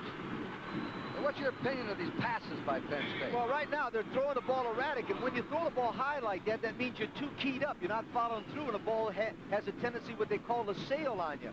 I don't think Joe Paterno will change quarterbacks until at least halftime, when he gets a chance to talk to him in there. If this was a baseball game, I'd call the Penn State pitchers wild high. That's what they're doing, throwing everything high and wild. High spiral. Fryer watching it come down to him at the 19, 20, 25, 30, and he's up in it by one of his own men, Rhett Clark. And Fryer's mad. He thought he could have gone down the field another 15, 20 yards. He averaged 15 yards a punt return last year. That's very good. 4th in the nation. 34-yard line of Nebraska will be the line of scrimmage. The Cornhuskers, for late tuners then, scored on a 78-yard drive in 12 plays. Turner Gill went over a half yard for a score. They're working right now on Bob Stuckey, the right tackle offensively, with 4:54 to go in the quarter. Then at the end of the first quarter, they had an 86-yard drive. Rozier's in trouble, and look at that. 4 or 5 white-shirted Nittany Lions around him. As we told you earlier, Rozier averaged 140 yards a game last year, had 3 200-yard games, but his lowest output was against Penn State. He got only 86 yards against him. How's he doing today, George? Let's see. He's not up to his standards of last year. He's carried 7 times, 28 yards, 4 yards a carry. His seasonal average last year was 7 yards a carry. It is second down, 14. This is Rozier, and they're right on him. And he's hit there by number 43, Mike Zordich. Here's an excellent young outside linebacker, Zordich, from Youngstown, Ohio. One of the rare freshmen to ever start a game for Joe Paterno. He started 3 games last year, Syracuse, BC, and West Virginia. He's very, very tough and aggressive. He's not very big. He's only 5'11". Rozier has been running the ball hard, but Penn State has geared their defense to stop him. That's obvious. Third down and 8 for Nebraska on their 36. So far, Penn State stiffened up now. Gill on a rollout, throws the ball. Fryer's wide open for a first down. And Fryer keeps going. See how strong he is as a flanker? He just rips right through tacklers. Chris Sidner had to finally take him. Fryer, fleet, good hands, and a strong runner. Absolutely one of the best players in America. Now watch the rollout. He fakes to Rozier, who gets a good block on 41 Zordich. Now it's one-on-one, and all of a sudden, watch it. Now right there he gets hit. That's about 7 yards. Remember I told you that the tendency is to check how much yards they make after they get hit. Nebraska's on the Penn State 47 with the first down. They run the drive play. Mark Shalene, the fullback, is stopped at the line of scrimmage by Mike Zordich again. And Steve Schefter in the defensive end. They got a new quarterback in there. Nate Mason in there. Nate Mason from Greenville, Texas, a senior. He could play with most other teams. He could play on my team. I tell you, he was a good-looking kid in practice the other day. Second down, 8. Nate Mason threw 16 passes last year, completed 6. He's on the keeper. He tosses to Rozier at the 40, 35, first down. Nebraska's moving again. Mark Robinson, the leading tackler in this game, drove him out. We had an excellent block from the flanker, Shane Swanson of Nebraska. Number 17, watch him on the rerun. Watch the ground level. He'll make a little fake to Shalene. He comes down. Now, number 43 takes the quarterback. He pitches it to Rozier, and it's all over from here. You notice, as soon as Gill went out of the game, they no longer took the quarterback away from him. That was interesting strategy. They changed right there. Rozier now has carried 9 times, 48 yards. Fumble. Got the ball back again. Mason kept it. Fruhan came up. You notice Tom Osborne sends in his players with the plays. Second down, 5. Nebraska on the 26. Now they're alternating the split end with the plays. Ricky Simmons is back in, going out to the far side of your screen. Second down. A little over 5 to go. Nebraska on the move again. They lead 14-0. Rozier drives to the 20. He may have put his knee down at the 21, though. Steve Schefter was on top of him. Rozier is a very strong inside runner. He needs 183 yards rushing coming into this game for the Nebraska career rushing. He won't get it tonight, undoubtedly, unless he breaks a couple of long ones. It'll come in Nebraska's second game, probably against Wyoming, 2 weeks from last Saturday. They'll play September 10th at Lincoln. The attendance tonight, 71,123. It is short. It'll be third down and a foot to go for Nebraska on the Penn State 21 and a half. Time remaining in the first half, 5:08. Jeff Smith now at tailback, replacing Rozier. Shalene is the fullback, 25. They're trying to get a timeout. Nebraska's yelling at him from the far sideline. Smith's in motion. Here's an inside reverse. And that's Irving Fryer carrying the ball on the inside reverse from the wingback position. He should have a first down. Schefter and Zordich teamed up for the tackle. from a strictly coaching philosophy, that's absolutely the worst play in the history of football to call on 3rd down and 1 inch. A reverse like that, but you know what? They made it go.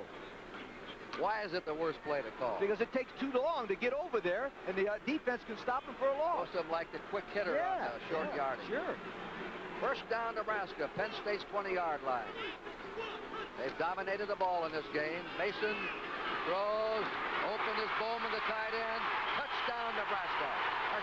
Crane, Todd Crane, the tight end, going in, number 80.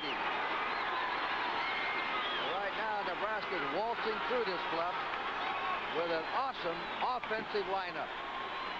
This is a bootleg. Watch Mason. He'll fake the ball and come out to your right. The reason why the man is so open is there's nobody in that area because they're all covering the deep man, and he's what he calls a crossing pattern. Crane is 6'2", 215 in the sophomore. The reason why that play is effective is they're so good at running the football. When they fake the run, the passes are open. That's a 3rd-string tight end they have in there, and a 2nd-string quarterback. You'll see everybody in there, looks like. Snyder's kick is up and good. And Nebraska is galloping away right now with 4:23 to go in the first half. Nebraska 21, Penn State nothing.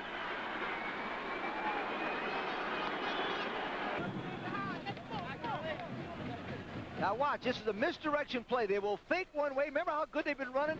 Now Penn State has no idea that guy's sneaking across. That's why he's so wide open. Play action passes are the best passes in the game of football, only if you can run it. And they're running it. Scott Livingston will kick off for Nebraska. Kevin Bow, number 11. Sid Lewis, number 21, are deep for Penn State. The high kick. Lewis on the 6, the 10, to the 15, to the 20. Breaks it out to the 26 or 27. Listen to this. Nebraska. 150 yards running, 131 passing, 282 yards total offense. Penn State, 39 running, 11 passing, 50 yards total offense. 282 to 50. I'm going to give you another statistic that's going to kill you. In the last 21 years, Nebraska has led the NCAA in scoring offense and scoring margin. 21 years. First down, Penn State on their 26. They're trailing 21-0, the defending national champs. A quick toss to John Williams.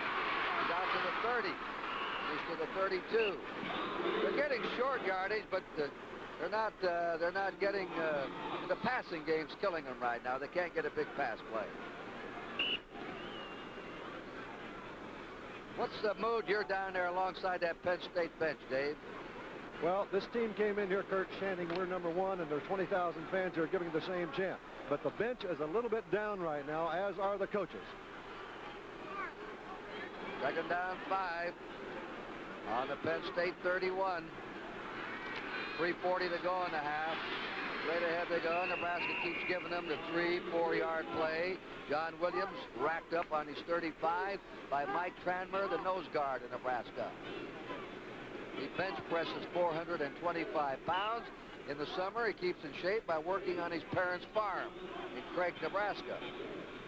This spring, they gave him the award as the lifter of the year.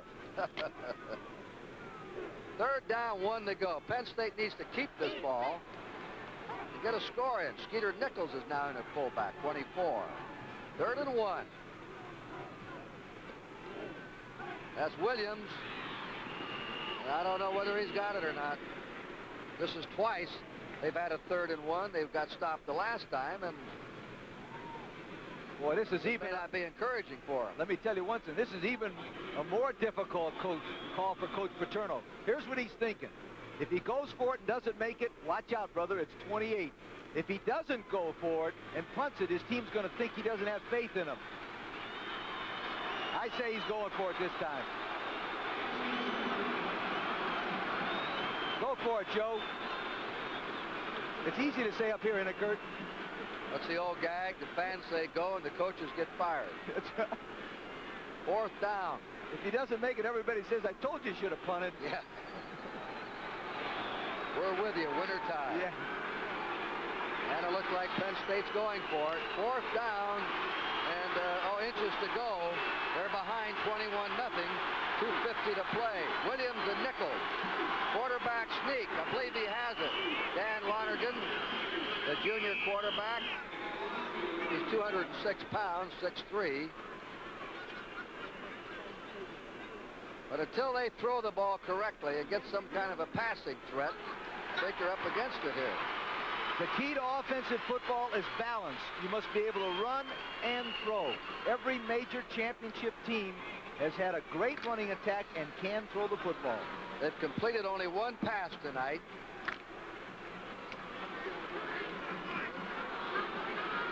They're on their 37 with a first down. Al Lanigan looks the field over. He throws. Foul. Look at that toss. 10 feet over his head. Wild high is right. Unless he sailed it out purposely afraid of an interception, but I don't believe so. I don't think he would have had to gun that when that strong line drive that they look for in the quarterback to the sideline. And he can't do that yet because he doesn't have confidence enough to do that. He probably could do it if it was Friday afternoon in practice. That's now 1 out of 12 for Penn State. They hit the first pass of the game. Since then, they have had 12 straight incompletions, while Nebraska has riddled Penn State with a passing game. Second down 10. Penn State from their 37. Short yardage. Tackled by Bill Weber. Lonergan trying to sprint out of there under the center. That was a quarterback draw. Now, Coach Paterno's got a problem. The team in red right now is a better football team than the team he has. Like it or not, and I don't care what he does, he can make up plays like he used to do in the neighborhood, remember? Yeah. They're not going to work because the guys in red are better. The only difference is you don't have any dirt to draw them. Third down, 10 to go for Penn State. Lonergan lobbing it deep. The pass complete. They finally got one. They hit Jim Robinson, the flanker, number 87.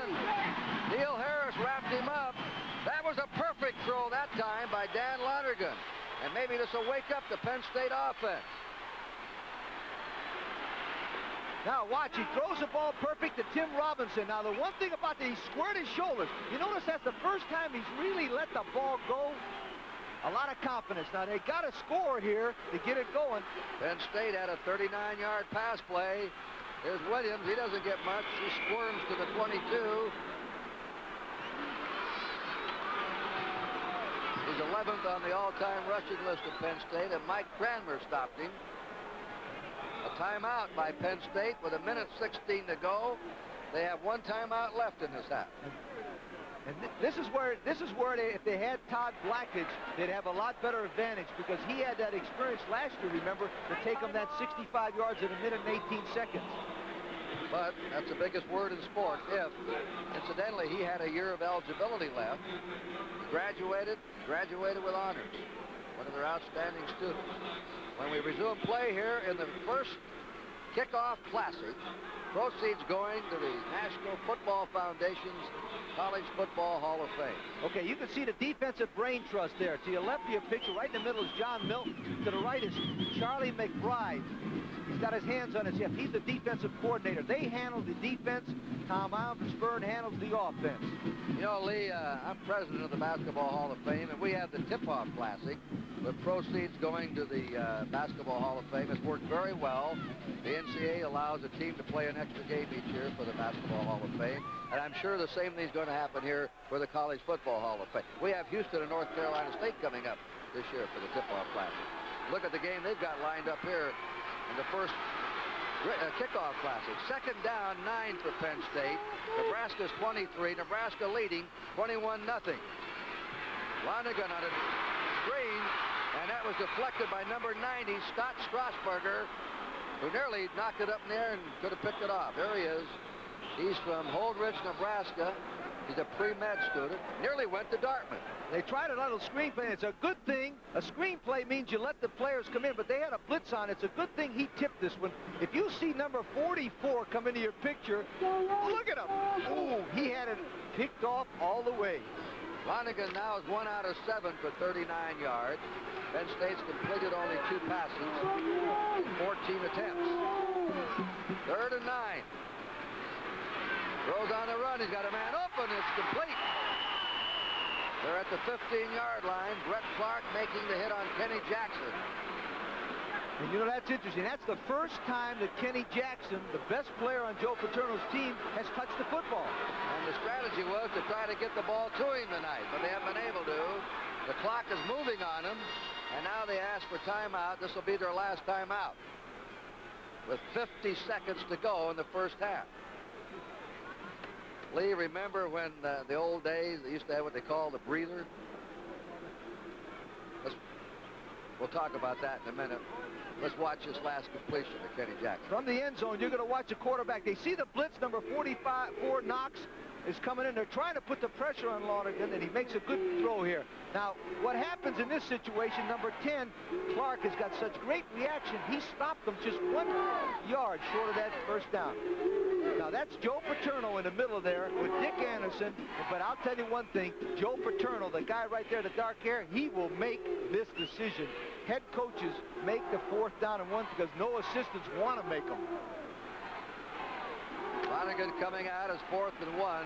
But remember the old breathers? They always open up with a weak team to get oiled up. How about an opener like this for each club? Huh? No way. You'd do anything for money, won't you? Yeah. Now, Tom Osborne said, when I walked off the field last year at college, at State College, I was glad that I wouldn't be playing Penn State again. Here I am back again. That was the last of the scheduling with Penn State in the regular season. 4th and 1. He's rolling for it. He throws too high, incomplete. It was intended for Kevin Bow, number 11. Nebraska holds and will take over. A great pass rush by Dave Ritter, the defensive end, 86. 45 seconds to go, Nebraska's ball. That's the most serious threat that Penn State's had in the game. Even though they didn't score, at least psychologically they can go in and the coaches can talk about something positive, right? Turner Gill is back in now. Wonder why they took him out. Just give the other kid a chance? I think so. First down, Nebraska on their 15-yard line. Gill on a pitch. That's Jeff Smith. Smith runs it out. He can move it. Flag is down. With 39 seconds to go. Mark Fruhan drove the ball carrier out. Smith. That's that Smith we watched at practice yesterday, the other day. He's 5'9", 190. He only averaged 10.2 every time he ran the ball last year. I think he scored, what, 7 touchdowns and 56 carries last year. And he can't play. You know, that's an interesting point you make. Rozier Holding on the red. First down.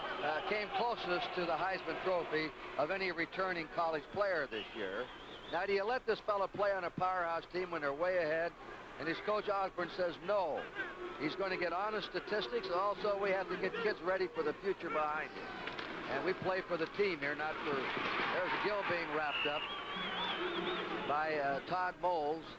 But Osborne said, we're not going to have any artificial stats. We're not going to run up scores with Rozier to get a lot of yardage. He's going to get them honestly, and we're going for the long-range program here, as we always have. See, that's the kind of class act he has. If he's going to beat you, he's not going to really what you call embarrass the other coach. That's the kind of class act he is.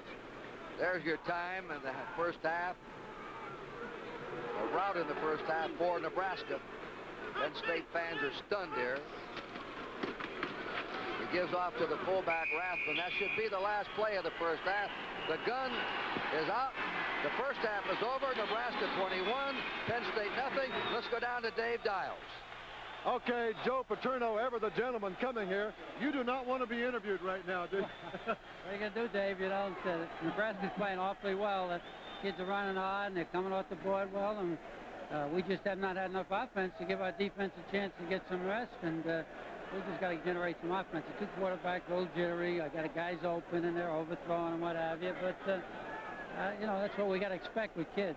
I know you're in a hurry. One more question. You said last night And I didn't know whether you were kidding or not. Maybe you weren't. That we'll be lucky to hold Nebraska to 30-some points, and you described Osborne as one of the great coaches in the country, and Nebraska is one of the truly remarkable teams. They've got a remarkable offensive football team, and if you can't score some points, you get troubles. And we obviously haven't been able to generate any kind of a drive until just before the half. But I think we'll play a little better second half. I'm sure you will, Joe. Okay. Good luck. Joe Paterno, one of the great coaches of all time, Penn State. All right, Cat Sports is presenting the first annual Kickoff Classic. We'll be back with our halftime activities after this word from your local station. Nebraska beats itself. They almost did in the first half. Yeah, the five, remarkable to fumble 5 times and get that ball back 5 times, because that ball can take a flippy bounce somewhere, or maybe your man's not right in the area. Here's Penn State coming back. Now, Penn State's got a lot of character. They've won over 80% of their ball games over a period of years. They'll come back. In the last 37 years, Penn State ranked 2nd in winning percentage of games. There's the man, number 12, Turner Gill. He's one of the captains, but he was a leader in the first half. As we say, he has to make a decision later on whether to be a professional baseball player or a pro football player. The one statistic I like about Turner Gill, he started 18 football games for Tom Osborne in Nebraska, and he's 17-1.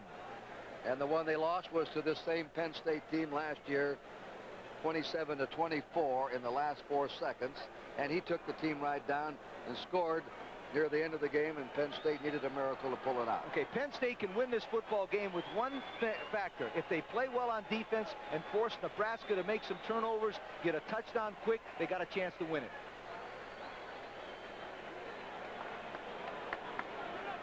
Here are the captains coming out for the second half. Osborne has his back to you, Dr. Osborne, I should say. I didn't know it, but he, I guess like myself, he's an avid fisherman. That's his hobby. Here are the Cornhuskers coming on, the Big Red, and boy, they have been a Big Red machine here in the first half.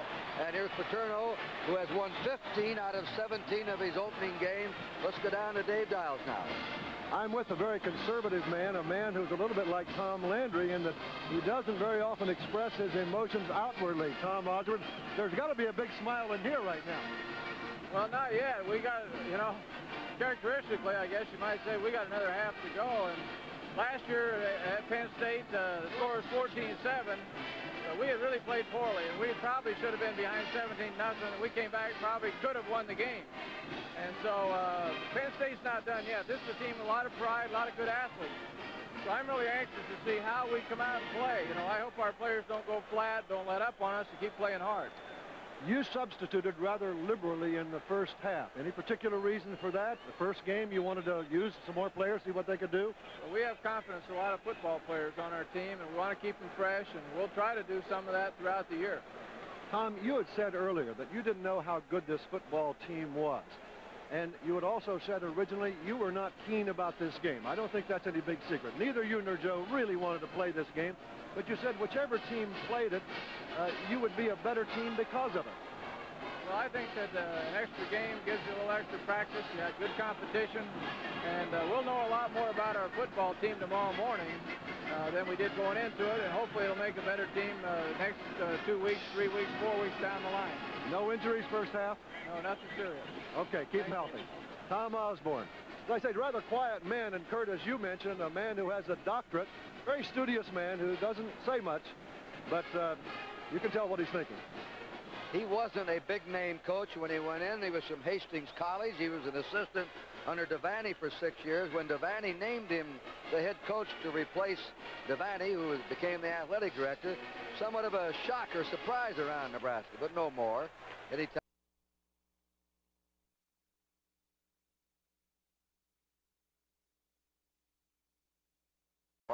Anytime you go to a bowl game every year, 10 years in a row, and finish in the top 10 each year, you got yourself a famous head coach now.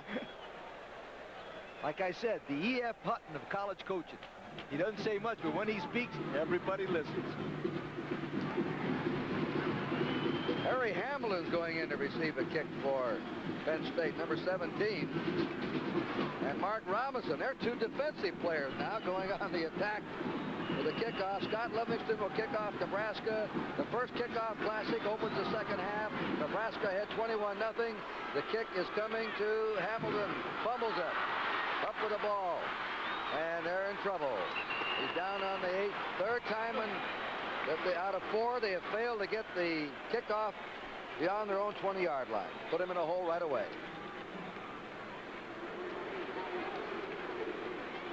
Let's check the backfield. Doug Strang is starting the second half. He started the first half, was taken out after a 1 out of 7 passing performance. Remember, they're stepping in for a fella, one of the best of all time at Penn State, Todd Blackledge, an All-American last year, who took him to the #1 position. Williams and Mumford are the running backs. First down, Penn State. They're on their 8-yard line. In a hole to open the second half. The pitch is to Williams. Williams is being hemmed in and driven out of bounds on the 6-yard line, maybe for a loss. Let's see who drove him out. We have a flag down. That was Dave Burke playing cornerback. We have Bow, Jackson, the wide man, Heller, McGinnis, Hayden, Woofter, and Short, the interior lineman. Strang, the quarterback from Linwood, New Jersey, a junior. Williams, a tailback. Mumford at fullback. Let's check Nebraska defensively. They have Weber at end, Keeler at tackle, Tranmer at nose guard. The right tackle is Stuckey, and Strasburger is the right end. Dahm and Knox are the linebackers. McCashland is the monster man. Holding on the white. Decline. Second down. Nebraska declined. Penn State loses that down in 2 yards. It's second down 12. Burke and Harris are the corners, and Brett Clark the safety. Second and 12. Penn State from their 6. Double tight ends in there. Bowman, DeMidio. Strang out of the end zone. Bad pass. Now they're throwing low. Bow was open, crossing the middle. All he had to do was throw a good pass to hit him, and we're not trying to criticize his quarterback. That's the story of the game. They're having a tough time getting the proper pass to the receivers. Okay, they can't open their offense up. Well, let's say why. He threw 22 times last year. That's all. He's an excellent student in his field of business, but there's nothing like playing in a game. Practice is a lot different than a game. Third down 12 for Penn State.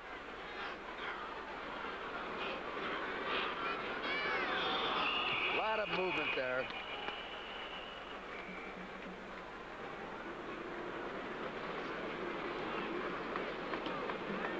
'89 is Dean DeMidio, tight end from Westchester, Pennsylvania.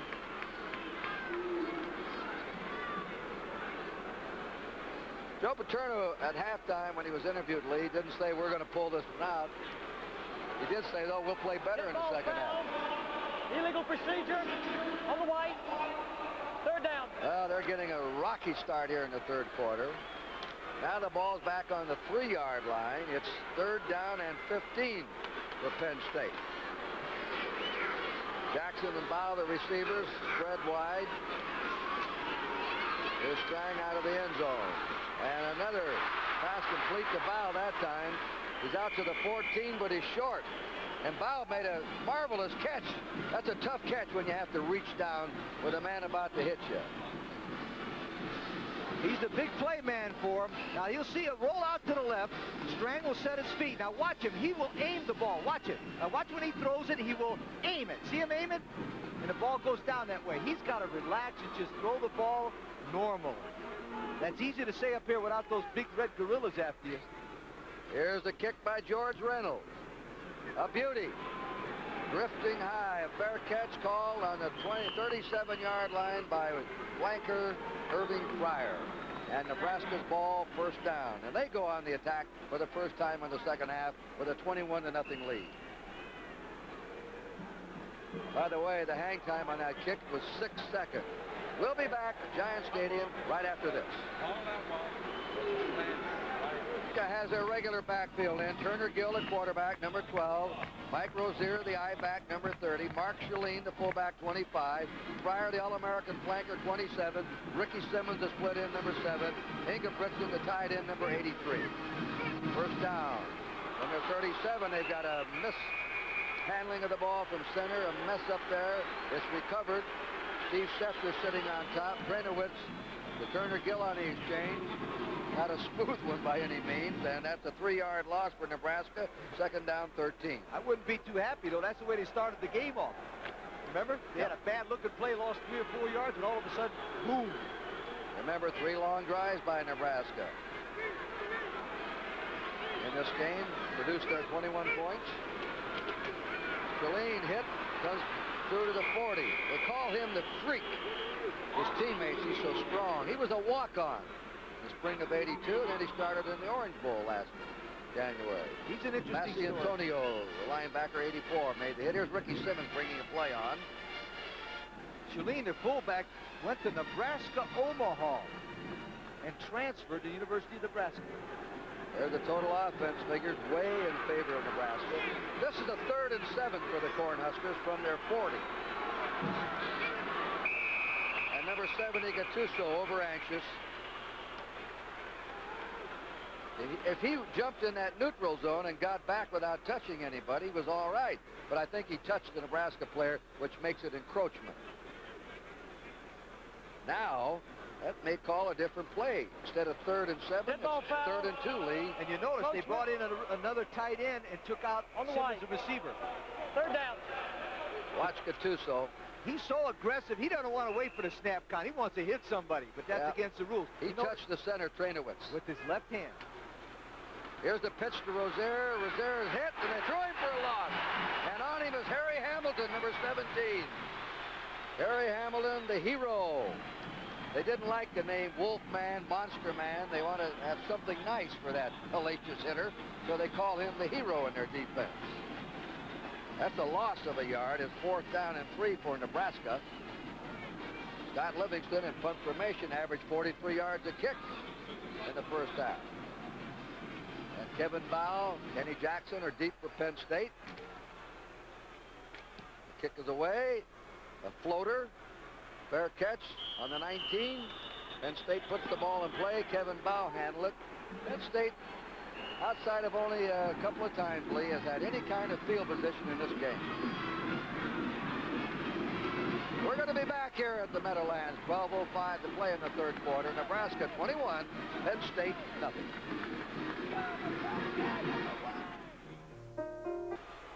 The ball just short of the 20-yard line. Their own territory for Penn State. Strang is the quarterback. Gives it to Williams. Williams short yardage to his 22-yard line. Tackled by Mark Dahm of Dix, Nebraska, the junior strong side linebacker. His brother, by the way, plays at the University of Wyoming, and they'll be playing against each other on September 10th in Lincoln. Interesting thing about Dahm, too, he only played 8-man football in Nebraska, and they recruited him as a walk-on. 2nd down, 7 for the Nittany Lions. Double tight end set up. Seiberling and Bowman. Seiberling's a freshman, 6 feet 6.5. It's off to Mumford. Mumford's out to the 28, running a draw play. The 2 linebackers converged on him, Dahm and Mike Knox. Passing tonight, Penn State 4 out of 18 for 68 yards. Nebraska 9 out of 11, 131 yards. That's the difference. 3rd down, a yard to go for Penn State. John Williams back in at tailback, 44. They're going to pass on 3rd and 1. The pass intercepted on the way is Mike Knox. Touchdown, Nebraska. Mike Knox picked it off on the flat and scored. Strang was trying to hit Tony Mumford.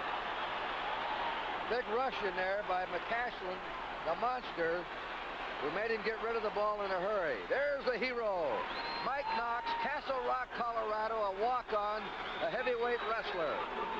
He scored his first touchdown of 1983. And the reason why he scored, they put a strong safety blitz. Like you said, McCashin got into the face of the quarterback.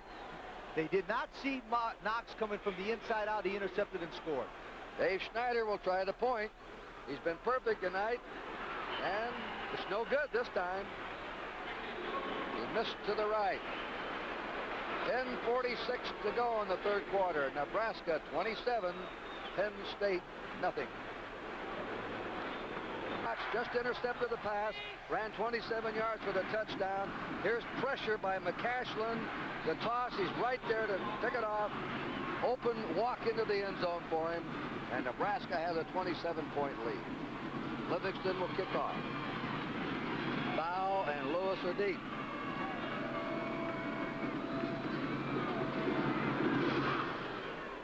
And he booms this one deep to Kevin Bow.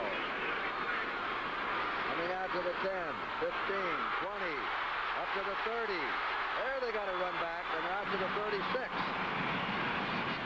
Red Clark, the safety man, hit him on the covering kickoff team for Nebraska. Now watch this run back. Now he's a big-time, big-play man. He's only 5'9", but as you see right here, he has an acceleration. Watch right there. He puts in that extra gear, and he's gone. He's a big play man, and he's also an outstanding runner on reverses. There he is, Kevin Bow.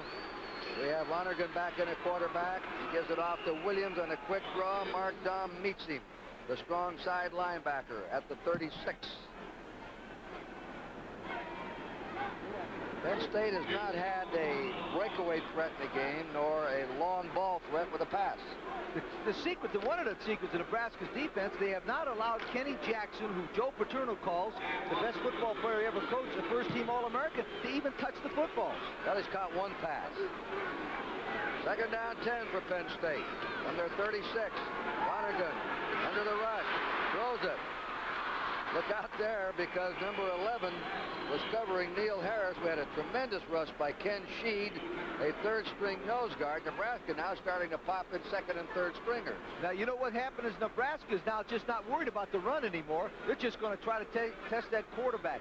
The problem with playing a team like Nebraska at a game like this, you'd rather play them at home, because they can only bring, when they play away from home, they bring 50 players, and all of them are good. If you play them in Nebraska, they have 90 of them. They can't run it up on you so bad. Third down 10. Fisher goes in at left corner now, replacing Harris. Penn State from their 36. Williams out in motion. They swing it to an incomplete pass. And that makes it 4 out of 19 passing for Penn State. Fourth down 10. Joe Paterno has won 15 out of 17 opening games. He'll be hard-pressed to win this one. But I tell you one thing, Joe Paterno did one thing in 1967 that was outstanding. He lost 2 of the first 3 games, went home and changed, and came back and won 8 straight. Punt formation. Reynolds kicks it away. Fryer fading back on the 8. Irving Fryer coming to the 10. And he's finally dropped on the 16-yard line by Chris Collins, a linebacker from Carnegie, Pennsylvania. We have 9:43 to play in the third quarter. Nebraska leading Penn State 27-0. Mike Rozier, not only in this game but throughout the season, he'll break the all-time career rushing record in Nebraska in his second or third game. But tonight he's had only 51 yards on 11 carries. However, his team's ahead 27-0, which shows you the firepower they have. Here's the pass to Fryer, 20. Fryer's up to the 25. Look at him take the goal. Goes backwards. He's going to pick up some blocks. He's at the 30. He's at the 35, the 40, the 45, and he's up to midfield. A sensational run by Irving Fryer. You can see why Gilbrand says this is the #1 prospect of the wide receivers in the country. And you know what everybody at home will say? Watch this one. They'll say, what a coach. He made this decision on his own. What a coach. Watch. He's supposed to run to the left there, but all of a sudden he says, wait a minute. I'll get away from that guy and take off around the end. That's why Osborne's won all those games. He's got guys like that. He now has got 3 passes for 73 yards. First down, Nebraska on their 49. Turner Gill going deep. There he is. Simmons, the overthrow him. He was out in the open. Ricky Simmons. Greenville, Texas, covered by Chris Snyder. But Gill overthrew him. Gill had 8 out of 10 in the first half, so he's now 8 out of 11. Oh, he's 9 out of 12 for 144 yards. Nebraska on their 49, second down. They were going for another big strike then, Lee. 27's not enough for him. Rozier. And they pound him down at the 47 of Penn State. He's met there by Mark Fruhan, the defensive back. They obviously are keying on him tonight. And that's why all those play-action passes have been working. When they fake the ball to Rozier, the Penn State people make a commitment, and Nebraska runs a nice little bootleg or misdirection play, and it's got 2 touchdowns on that play. Swanson's in now, replacing Pryor. 3rd down and 8. Penn State defending. Nebraska's on their 47. There's that option. There goes Gill. And he's close to a first down. See how he turns upfield? A split tee and out option quarterback's got to be able, he's got to have those drive, that strong drive in his leg. When he makes the turn, he goes. I think Dave has something on Gill down on the sidelines. Dave? Kurt, a few minutes ago when he was here with his teammates, even though he was up 27 points, he was admonishing them and himself. We're not playing as well as we can. That gives you some idea what kind of a performer Turner Gill is. They're on the Penn State 41 now. 4th down and a foot to go. Nebraska leading 27-0.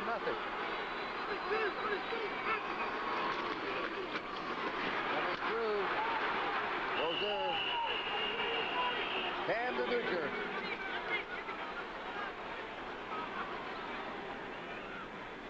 Fourth in the nation rushing last year.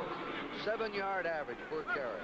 One thing about him, you'll notice he's 5'11", 210 pounds, and I believe he's about every bit of 220 the way he was dressed down there in the dressing room the other day. He's a fine-looking athlete. Nebraska's on Penn State's 35-yard line with a first down. 7:35 to go in the 3rd quarter. They have trouble with the yardsticks. Penn State, by the way, has not been shut out since December 31st, 1972, when Oklahoma beat them 14-0 in the Sugar Bowl. 121 games. They're shut out right now midway in the 3rd quarter.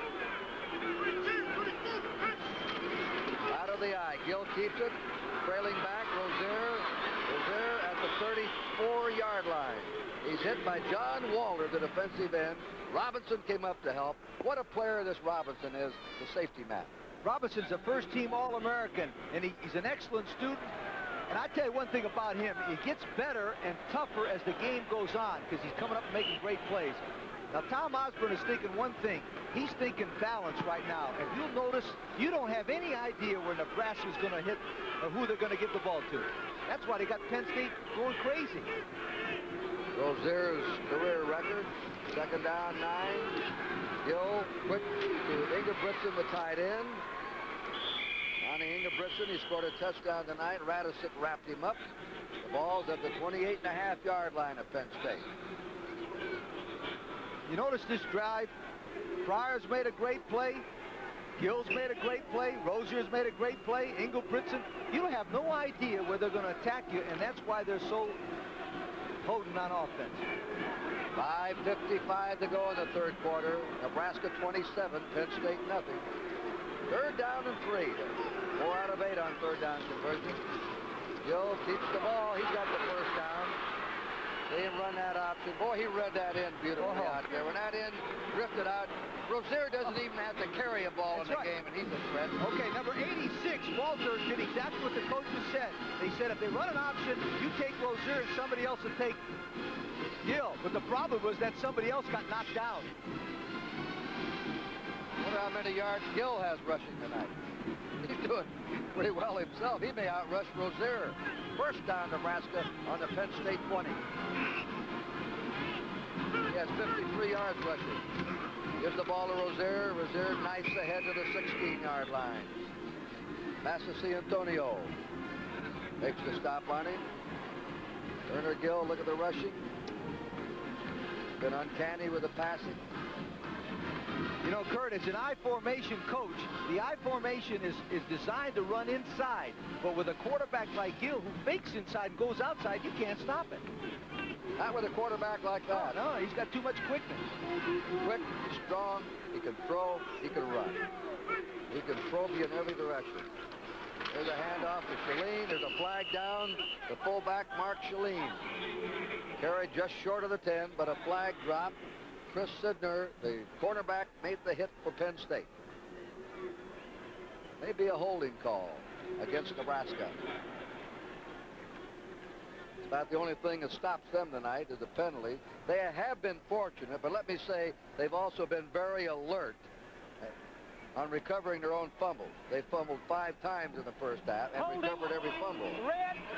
Holding against Nebraska. Let's put the ball back on the 26 of Penn State and make it second down, 16 for Nebraska. There's the Goodyear blimp. After the rainstorm, there are the Olympic rings. Pompano Beach, Florida, the Goodyear blimp. Captain Don Plostina. Randolph, Ohio, the chief pilot. 15-year Goodyear mention.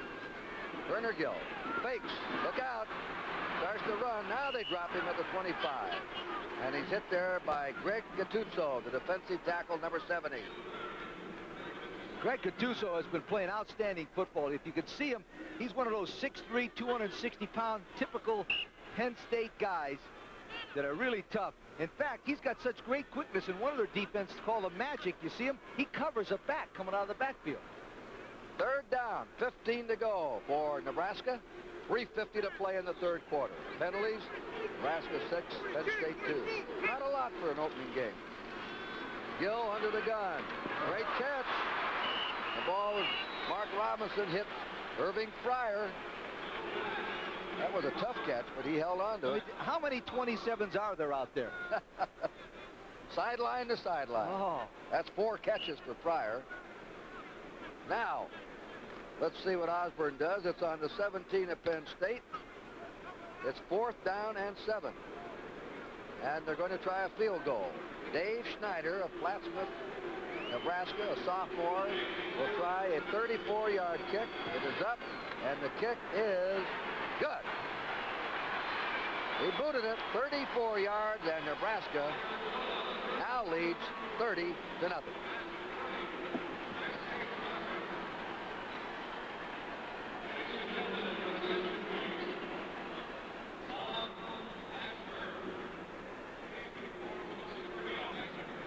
Oh, the Cornhuskers 30 and Penn State nothing. You know, in 1900, the Cornhuskers had a different nickname. You know what the nickname of Nebraska was in 1900? The Cornmen? No, the Bug Eaters. Bug Eaters? Yeah, they were named the Nebraska Bug Eaters. Could you imagine having a big bug as a mascot and the other team coming out with a can of Raid and trying to kill your mascot? And you know what they did? The Iowa Hawkeyes had 2 names, the Hawkeyes and the Cornhuskers. So they went over and borrowed the name from the Iowa Hawkeyes. Instead of the Bug Eaters, they are now the Cornhuskers. What a glamorous nickname, the Bug Eaters. Go Bugs, go!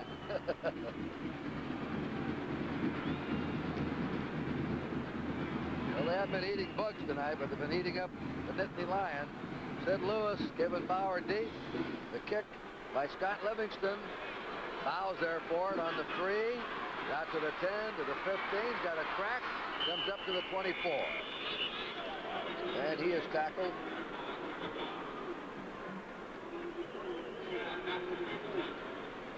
Lonigan's in a quarterback.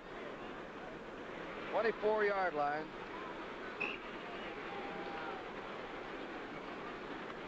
Penn State's ball, Whaling, 30-0. A very quiet 20,000 fans of Penn State here who are almost in disbelief. They're not used to seeing this traditional winning team behind like this in a game. Even though they're playing a team favored to win the national championship this year. Scooter Nickel, number 24, played on a state championship football and basketball team at Cambridge, Maryland, brought down by Ken Sheed, the 3rd-string nose guard at Nebraska. So it's on the 31-yard line, a gain of 7, 2nd and 3. Nichols set the all-time state scoring record when he was in high school, so he was a highly recruited athlete. 2nd down 3, Penn State. There's the quarterback comparison. Look at Turner Gill, 11 out of 14, 4 out of 21 for Penn State's quarterback. That is the freshman, Sid Lewis from Canton, Ohio. sprint champion, state of Ohio. Again, Ken Sheet dropped him. Interesting story on Sid Lewis. He has 6 brothers, and all of them were college athletes. In fact, his one brother was my trainer at Indiana. He's a tremendous football player. Were you after him at Indiana? Are you kidding me? He went to Penn State and fell in love with that Italian.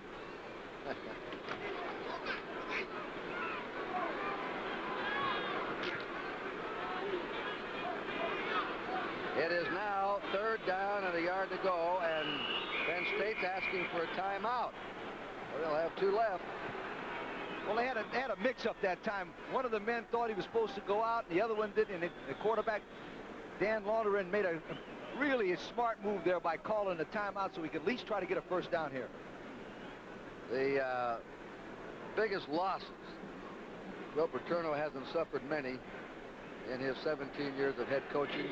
He lost by 38 points to UCLA back in 1966 and by 34 points to Michigan State in 1966. You know, an interesting... He's behind 30 points right now. An interesting statistic about 1966. Penn State has had 45 consecutive non-losing seasons. And in 1966, Joe Paterno was 4-5 going into the Pittsburgh game at Pittsburgh, had to win it to keep that streak, and he won. You talk about a competitor, boy. 500 seasons. He made it. 45 consecutive non-losing seasons. You know who holds the record for basketball? The University of Louisville. Yeah, they've had some great teams in that Final Four every year. It seems like it. Denny Crum. 3rd down, a yard to go.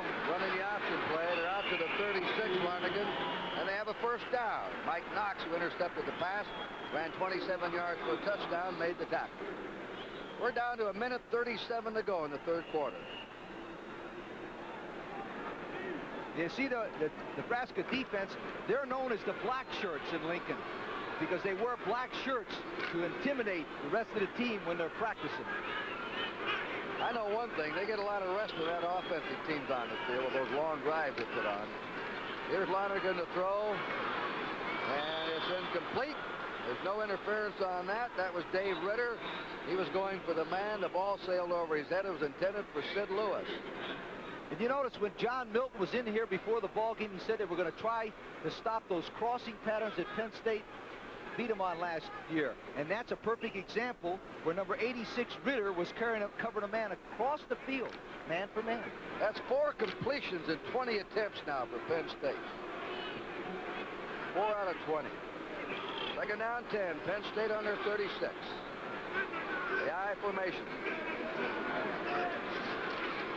Quick one. Complete to Bow for a first down. Kevin Bow has it on his 47. Neil Harris. Sometimes with those cornerbacks playing loose, they ought to be doing more of that. And you'll wonder, why was he so wide open? Well, the quarterback got up in the hot line of scrimmage and said, hey, you're wide open, I'm going to throw it. Although they got a number that says something. That was an automatic, and he had one-on-one coverage, and ball took off. Penn State first down on their 48 in the last minute of play of the 3rd quarter. 30-0 Nebraska. Quick toss to Lewis. He's hit for a loss. And on him is Bill Weber, the defensive end, 87, from Lincoln, Nebraska, junior. An academic All-American, by the way. Boy, was that a nice play. He just went inside the tight end that time on Bowman and did an inside stunt and made a great play on it. He has a 3.7 out of 4 in business administration. Lewis comes out. It is 2nd down, 14 for Penn State on their 43. Scooter Nichols is in there. Skeeter Nichols. Drop back pattern. Lobs it out. Incomplete to the big freshman tight end, 6'7", Brian Seiberling of Erie, Pennsylvania. All you got to do is lob that ball up for him if he can jump anything at 6'7". Again, that was that crossing pattern that they beat Nebraska on last year, and I think you'll see more and more of it. They even threw the ball over his head, Lee. Now there's Joe Paterno, and I tell you what, he has not been in that situation very many times, but I promise you, the competitor he is, I wouldn't want to play these guys 2 weeks from now. 5 seconds to go. This will be the last play of the 3rd quarter. Lonergan's pass way over the head of Kevin Bow. He was out there on a turnaround pattern coming back, a comebacker, and the ball sailed over his head. I guess he got rid of it in 4 seconds. 1 second to go in the quarter. George Reynolds is in the punt. You know, George Reynolds is an interesting story. He's from California, and a lot of schools out there wanted him, but his dad went to Penn State. Remember, Joe said that the kid always wanted to come to Penn State where his dad was. He's waited 4 years to get this chance to punt, and he's doing a great job. They got Swanson now back as a safety man instead of Fryer. You know, Fryer was injured a lot last year, and with Nebraska out in front 30-0, they may not want to take any chances of getting him hurt in this game because of his history of injuries. He's been a top player tonight, catching passes, running with the ball, and he'll be a big threat for him. You think if Grantland Rice was alive that he would call these guys the 4 thoroughbreds? He might. I mean, I never seen the 4 horsemen play, but I tell you what, they had 7 mules in front of them. These guys got 7 Clydesdales in front of them. How about the 4 bug eaters? But this is the greatest all-time backfield that Nebraska's ever had. No doubt about it. George Reynolds in punt formation.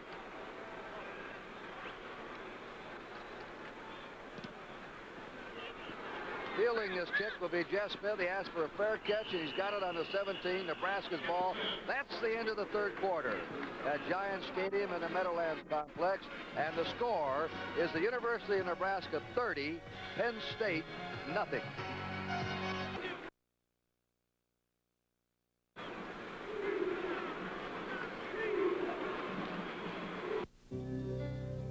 The fullback. And Mason on the run throws. It's an incomplete pass intended for Irving Fryer, number 27, the only member of the regular backfield in the game. There are the stats after 3 quarters. Double first downs for Nebraska. Rushing yards 198 to 65. Passing yards 178 to 80. 376 total yards Nebraska. 145 Penn State. Each team has had 1 turnover. Turner Gill's got more yardage than Penn State. Second and 10. The fullback Rathman from Grand Island, Nebraska, is dropped at the 20-yard line by Steve Sefter, the defensive end. Well, you know, I've always heard, Lee, maybe you won't agree or will agree, that the mark of a good coach is how much his team improves during a year. Joe Paterno's theory is also you get better after the first game and between the second game more than any other time in the whole year. We have a 3rd down and 7. Mason running the option, and they stop him at the 24-yard line of Nebraska. Harry Hamilton, the hero man, dropped him. Nate Mason, Greenville, Texas. He's a senior. He's had the bad luck to play behind a man like Turner Gill, the best quarterback Nebraska's ever had. But practiced and played with enthusiasm and done his job, but showed a lot of character. Punt formation now. One of the few times Nebraska's been stopped in the game. Bow and Jackson are the safety men. Wobbly kick. Fair catch call by Bow. Fumbles the ball, and Nebraska may have it. Bow, usually a sure-handed receiver. Nebraska recovers. Who's on it? Might have been Steinkuhler or Rathman, the fullback, recovered it. The second turnover charge to Penn State. Nebraska has one, and Nebraska has the ball right back again. And now, instead of on their own 20, they're on the Penn State 40. 13:38 left to play. Julien is in at fullback. There's that reverse pivot. Mason laterals the ball out. Stopped at the 39-yard line is Jeff Smith, the junior. First game last year, he ran 80 yards for a touchdown. He had a 65-yard punt return against Kansas. He's from Wichita, Kansas, a junior. He could probably play for a lot of teams in the Big 8, but of course with Rozier there, he doesn't get much playing time. Mason is an outstanding athlete. He's the fastest quarterback they've ever had at the University of Nebraska. Well, they have a second down and 13 from Penn State's 43. Mason looked like he wanted to throw. He runs it to the 40 and gets down to the 35 of Penn State. That's a gain of 8. That option has been tough to stop tonight, Lee. Oh, yeah, this is from the ground level, from the end zone, you'll see the rollout. He comes out, he's going to option runner pass. Number 53 covers the tight end in the flat, and he runs it. That is the most difficult play to teach a quarterback. You've got to be a great athlete to have that kind of sixth sense, know when to run or throw. Third down 5 for the Cornhuskers on the Penn State 35. Second man has the ball. There goes Smith exploding through. If he hadn't stumbled, he might have been gone. He's at the 20-yard line of Penn State, and Bob Onko tripped him up, number 93. Or else Mr. Smith was in the end zone. All right, and watch the right guard, the left guard, Harry Grimminger, and the left tackle, John Sherlock. Both guys are pulling, and that's why he runs through the hole. He's got that low center of gravity, and he's kind of squirts through the hole. There, 5'9", 190. Tell a little story about the Nebraska Classics in a minute. First down, Mason on the keeper. He's to the 15, to the 10. He's in there. Nate Mason scores, 21 yards out. Gil Turner, and now Nate Mason. We just said the toughest play in football to stop is the option play, and particularly when you have a quarterback who has great speed. Watch. You know, you're going to love, what did we ever do without replays? Watch, a reverse action freezes everybody. Now, from right here at that point, watch. Boom. That's not coaching, folks. That's God-given great speed. Nebraska now has mounted a 36-point lead. And Snyder's boot is good. And Penn State may be in a position to lose by the biggest margin a Paterno coach team has ever lost. 37-0 Nebraska. Now watch your line blocker, number 72 there. Rodinan comes in the line. Now watch this little quickness right there. Boom. That's what you can't coach right there. You notice how he went 5 yards faster than anybody else on the football team? That's called foot speed. He's got it. Lewis and Bow are deep for Penn State. Now Don Wingard is going to kick off for Nebraska. Well, Osborne will get a chance to look at a lot of fellows tonight with this big lead of 37-0. This kick will have to be grounded by Bow. First down Penn State after the touchback on their own 20-yard line.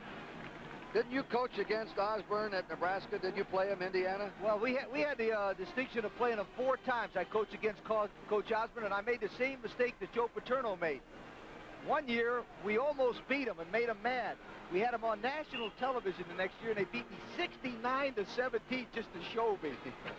So I don't want Penn State to get beat bad, but he might beat my record. Just squeaked you out, huh? Yeah. 69-17? Yeah. We scored the last minute to make it 69-17. First down. Lonergan, the quarterback for Penn State. Bow has the ball. Kevin Bow. Wrapped up by Neil Harris, the cornerback.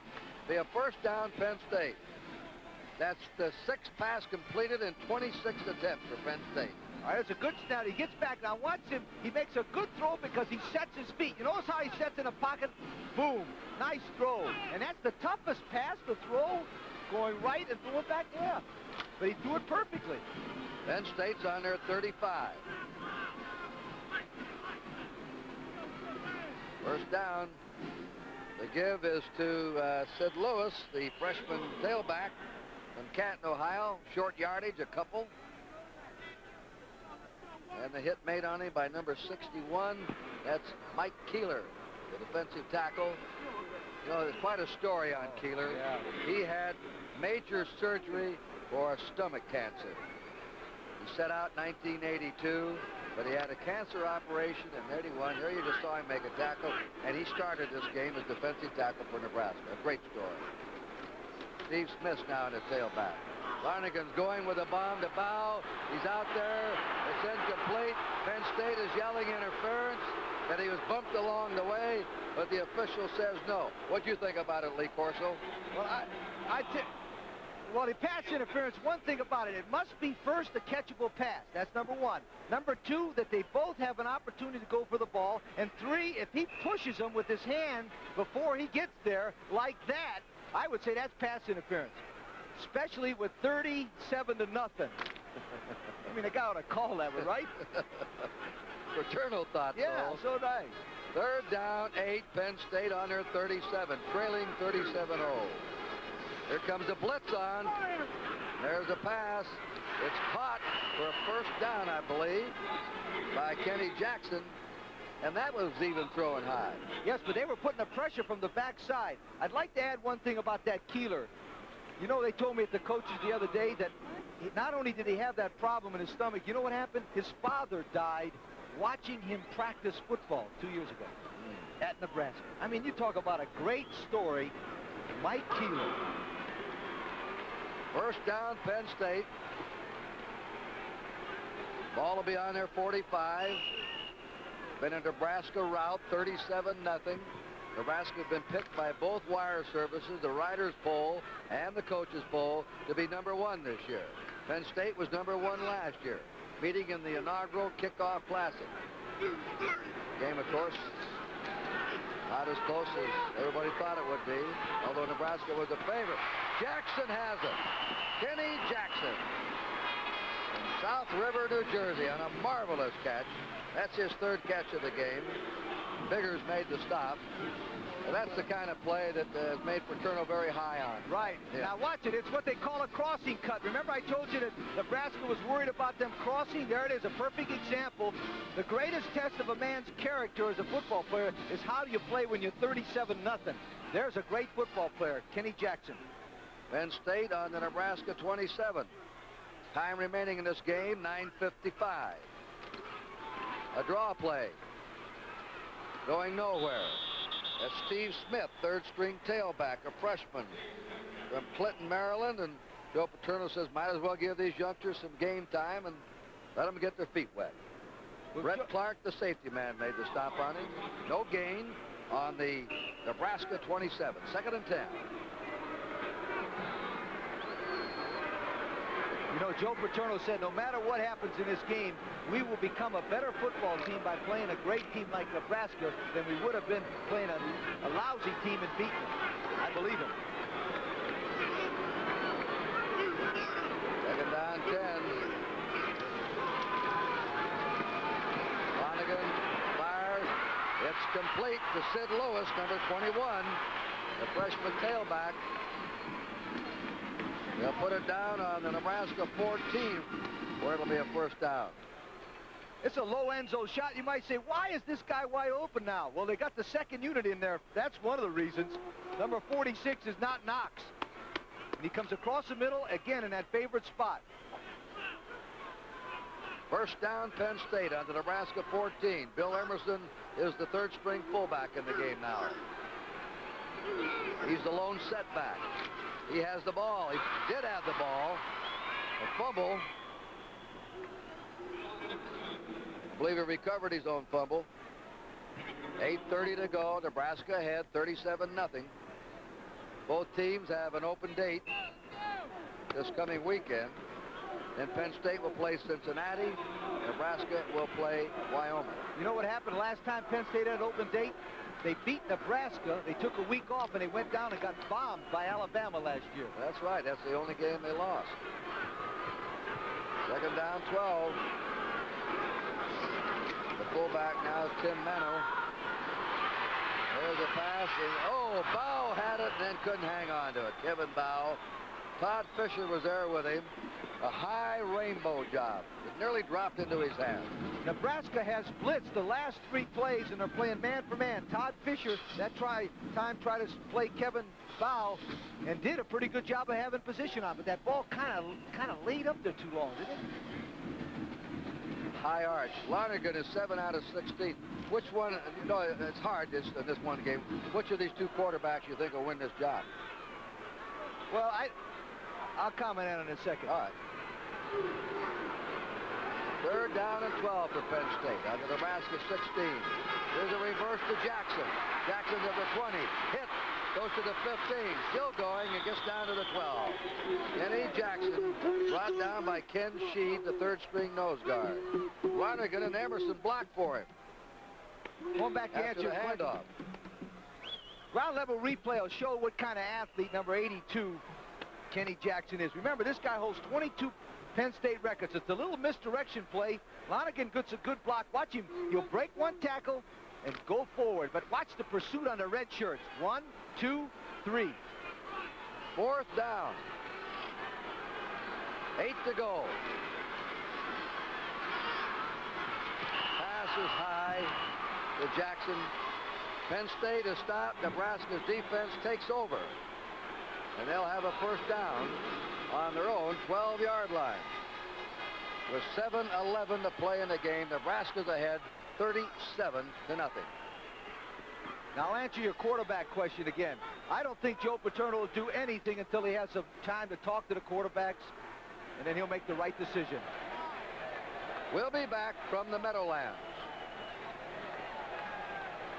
Nebraska, 7:11 to play. Nebraska's ball on their 12-yard line. Dave Dials on the field. Will be cutting you right after this play, as the Cornhuskers still have Nate Mason, the second-string quarterback, in. Jim Thompson, the third-string flanker. I think Rozier's in there. He is a tailback.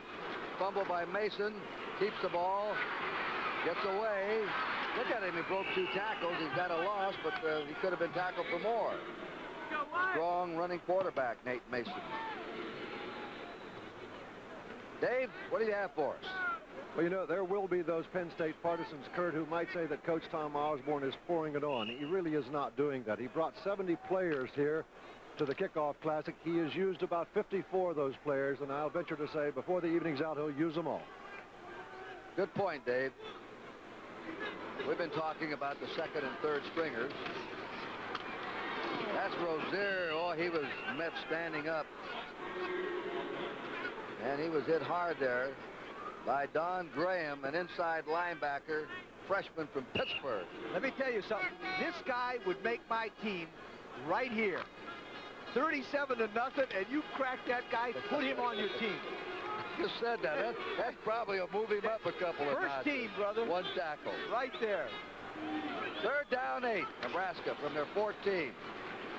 Mason to Simmons. The flag is down. Is he out of bounds? He's out of bounds with it. Ricky Simmons. They were high school teammates, by the way. Mason to his old high school buddy Simmons. But a flag was dropped. This is a holding penalty against Penn State. Defensive holding. What happened is as the wingback went out in the flat, one of the defensive backs grabbed him in his jersey. That's an automatic first down. Officials will mark it off.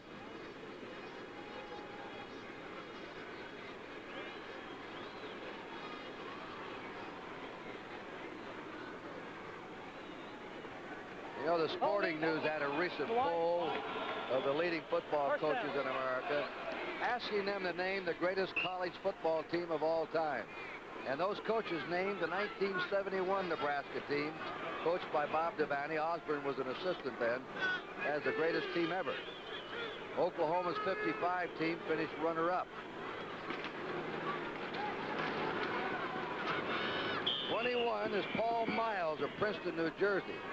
You agree that 71 team was the best ever? Absolutely. Bob Devaney is the athletic director, is one of the greatest coaches of all time. He produced 22 All-Americans and 72 All-Big 8 players in 10 years.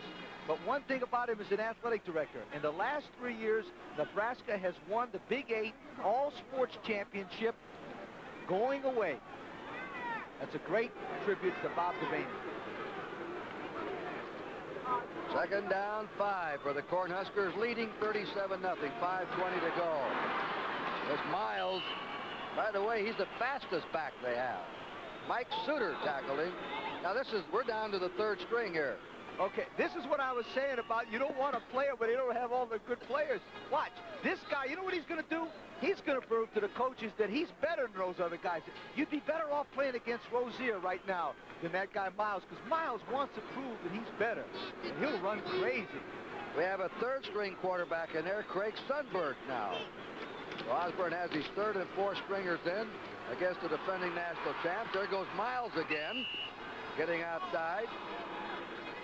You know what they used to say about discipline? The greatest discipline as a head coach is to have a third stringer almost as good as the first stringer. Well, no loafing in practice. No, tell them the story about what happened at practice the other day about Rozier loafing. Now, we were watching Nebraska work out, and Rozier, they were running their plays, and he said to Tom Osborne, "This artificial turf sort of hardened my legs, Coach." And Osborne said, "Well, why don't you sit down? As some other guys like to play on it." Rozier did not sit down. He kept practicing. Second down, 2. Sundberg runs the option. They've ate him alive with that tonight. Great option team, this club. Well, what the option does, it goes back to the beginning of the ball game. You know, what they do is they fake the ball into the inside. Now watch number 21 Miles fake. That freezes all the white jerseys. You notice the white jerseys inside, and then they come out with the option play, and he can run or throw. Now, you know what that option play does? That gives them 3 balls to play with. Everybody said he didn't have 3 balls? They got 3. Sundberg, the third-string quarterback, looking good. So is the third-string tailback, Miles. 37-0 Nebraska, 4:40 to go. And the first man has the ball coming through. That's the third-string fullback, Tim Brunhardt of Norfolk, Nebraska. Kurt, remember I said it's not very good to play these guys away from home, because see, if they were home now, they could put their 5th-string fullback in, but he's not here. Nebraska started this drive on the 12. They had 3 long drives in the first half. 78, 86, 66. Now the reserves are doing it. 37-0, 4:08 to go in the game. Nebraska's lead. That's Miles shaking away. He's inside the 15. Well, what are you going to do? Tell a bunch of kids, hey, don't score, or go out there? They're all trying to move up a notch in this club. They're looking to the future. Most of these kids are sophomores, freshmen playing now, and they want to impress this coaching staff. Miles has 4 carries, 33 yards in the game, the best average of anyone. It's on the 15-yard line, a first down Nebraska. 4 minutes to play. A runaway win for the Cornhuskers. Out of the eye. The fullback has it. Brunhardt. Number 32.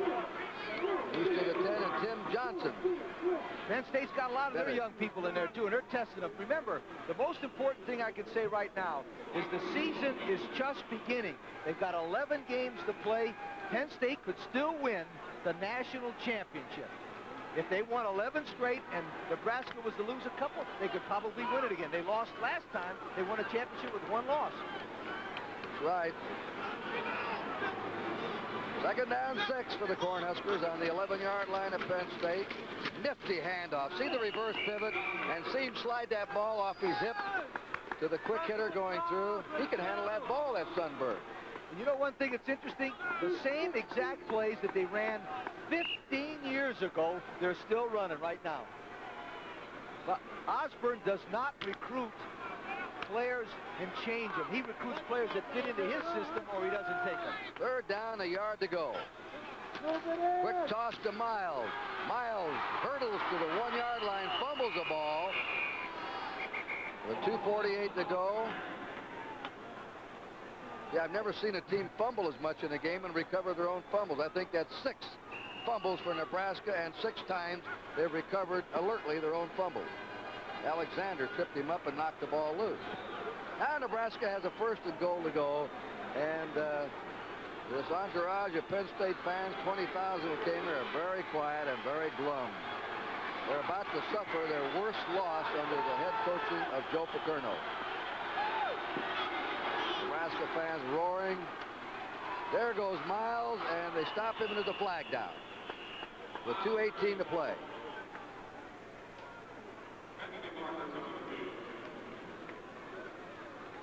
I want to thank very much Bill Creel tonight for his assistance here in the booth from Norristown, Pennsylvania, and keeping our statistics, George Hill of Phoenix, Arizona.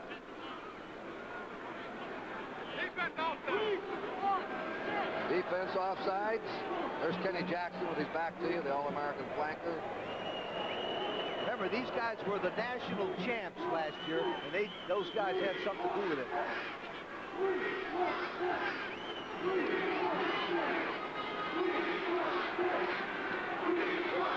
have 2 minutes, 18 seconds to go in the first kickoff classic. Offside on the white.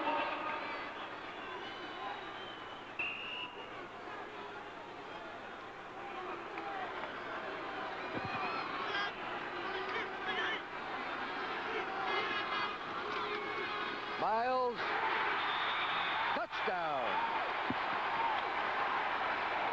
Paul Miles, M-I-L-E-S, Princeton, New Jersey. A lot of New Jersey players on both teams in there.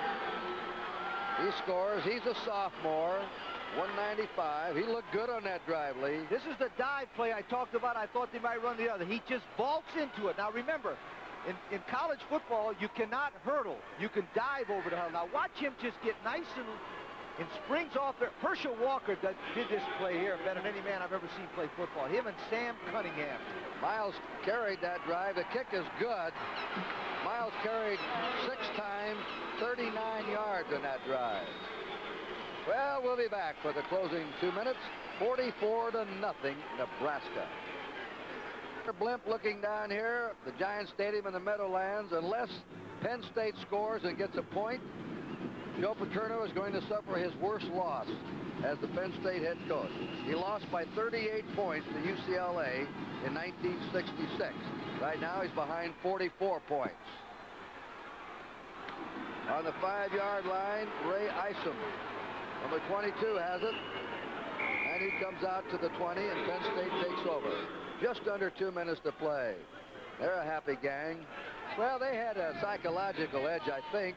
They lost a heartbreaker last year in the last 4 seconds to Penn State at State College. It cost them the national title. They lost to Clemson in the Orange Bowl by 7 points, and then last year's loss. They've lost 2 national championships in a row by narrow margin. They really want this national title. They've got the material to get it this year, and they came in here really stormed up for this game. And they were well prepared, and had nothing to do with Joe Paterno's preparation. The better football team won tonight. 44 points better. Lonergan is the quarterback. They may be going with him from now on.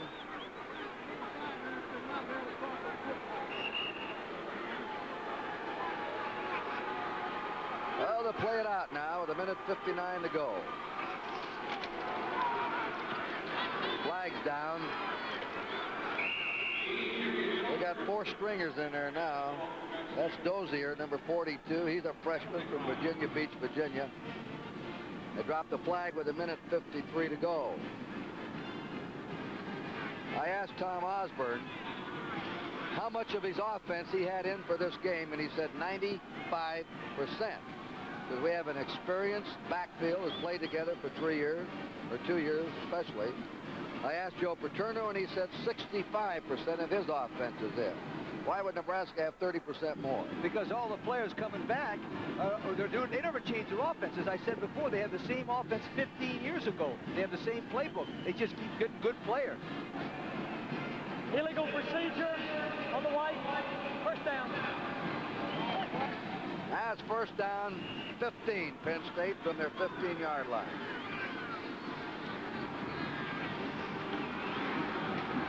Lonergan to throw. Well, he was throwing under pressure then.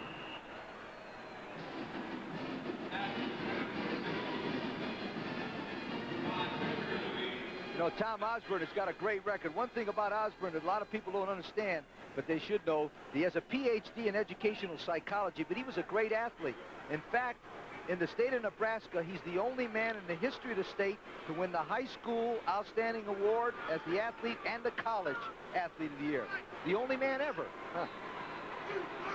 Second down, 15. A draw play off the Dozier.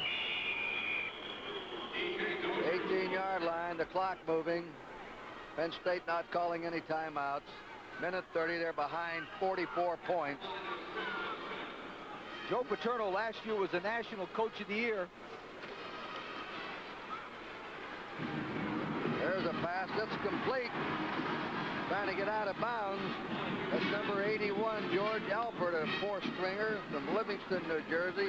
He's a freshman. He looked pretty good coming over that time. Interesting story on him. He's a former professional baseball player that just came out for the team about 2 weeks ago. College rules, they can play professional one sport. They're eligible to be an amateur in another one. That clock stopped the clock with 1:11 to go. As I was mentioning, Joe Paterno was the National Coach of the Year last year, but Tom Osborne was the Fellowship of Christian Athletes Coach of the Year last year.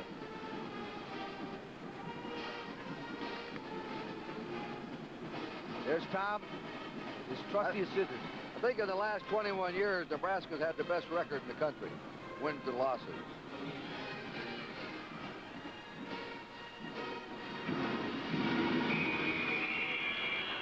Flag is down again with 1:11 to go. I know they love their football because 2,000 people came out for their picture day. Can you imagine that? Well, that's all through that area. Oklahoma, Texas, Nebraska. Coachman on the red. Football is king.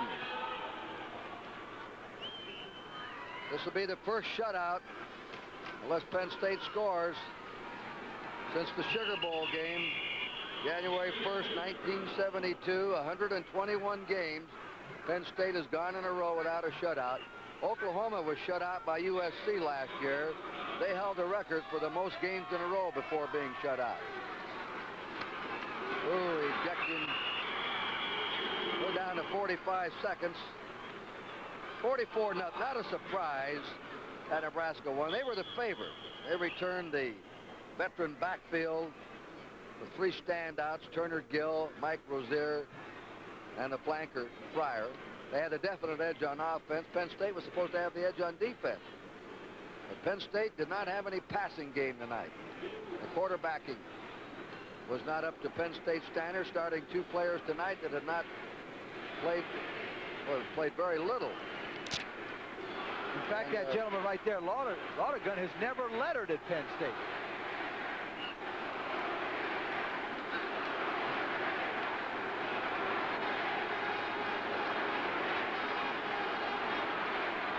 Going to have a measurement.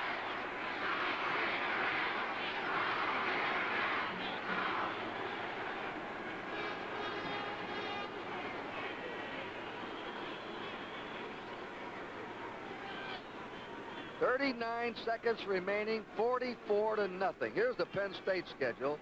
An open date, then Cincinnati, Iowa. That'll be a tough game.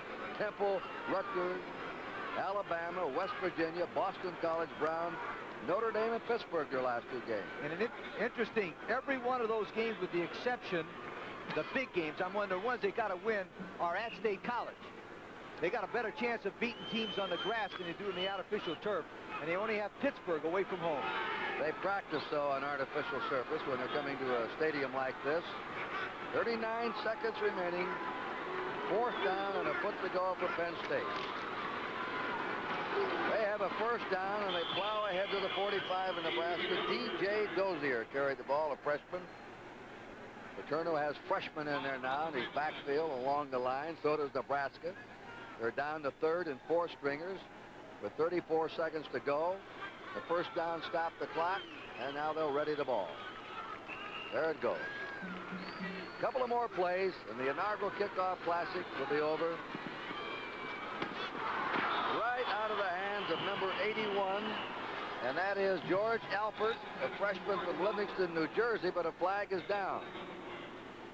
Well, it wasn't a classic as far as the final score is concerned. Well, we had a situation where one of the best football teams probably in a long time got hot. The other team couldn't do anything, and a quarterback named Gill was the difference at the beginning, and he forced the other team into a game they can't play.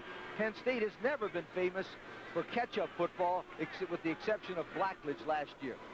Rozier had the big year last year, 1,600 and some yards. It'll be hard for these fellows to pile up individual statistics. They want to dominate some teams along the way, and they won't get a lot of playing time in the second half. They got a football team. They're worried about winning, not the Heisman Trophy, and I like Tom Osborne's attitude about that. 26 seconds to go. Lonigan's toss is complete, and they got the touchdown. They avert the shutout with 20 seconds to go. St. Louis caught the ball. They were nearly shut out for the first time since January 1st, 1972. And that catch by Lewis, a good toss by Lonergan, just averted it. Yeah, he goes back to the left. He throws this back, which I mean, he rolls one way and throws it up. It's a perfect pass. And I'll tell you what, that might have been the difference between Lonergan being the quarterback next week or Strang right there. We'll have the kick. 44-6 now. And it is no good. It is blocked by Brad Smith. So it's a 38-point lead. That ties the all-time worst defeat for Joe Paterno. We'll be back at the Meadowlands. Yeah, Ricky Simmons, Paul Miles deep for Nebraska.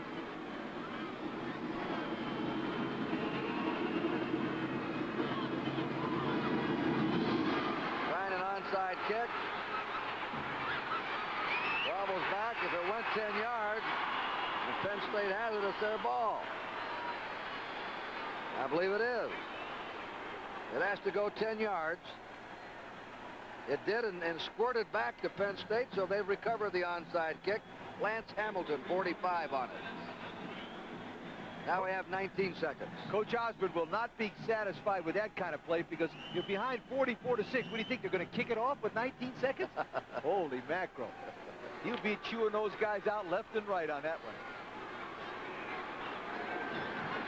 All right, they're in their lone setback.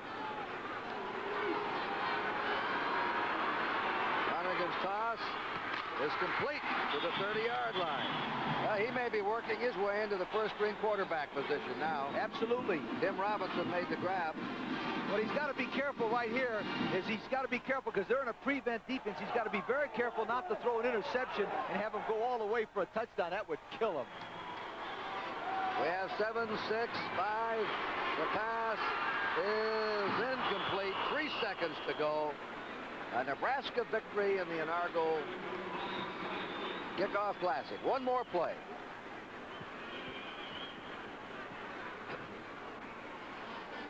Penn State started school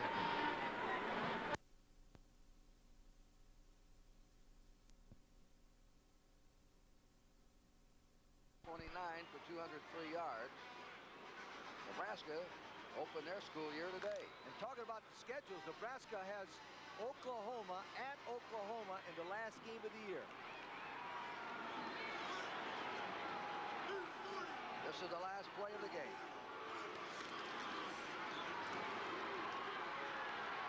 It is out. It is complete to Cyberlin. The ball is fumbled, but it doesn't matter. It's all over, and the final score, Nebraska 44 and Penn State 6. Here's Osborne coming over. Paterno go over there. Jackson shook his hand.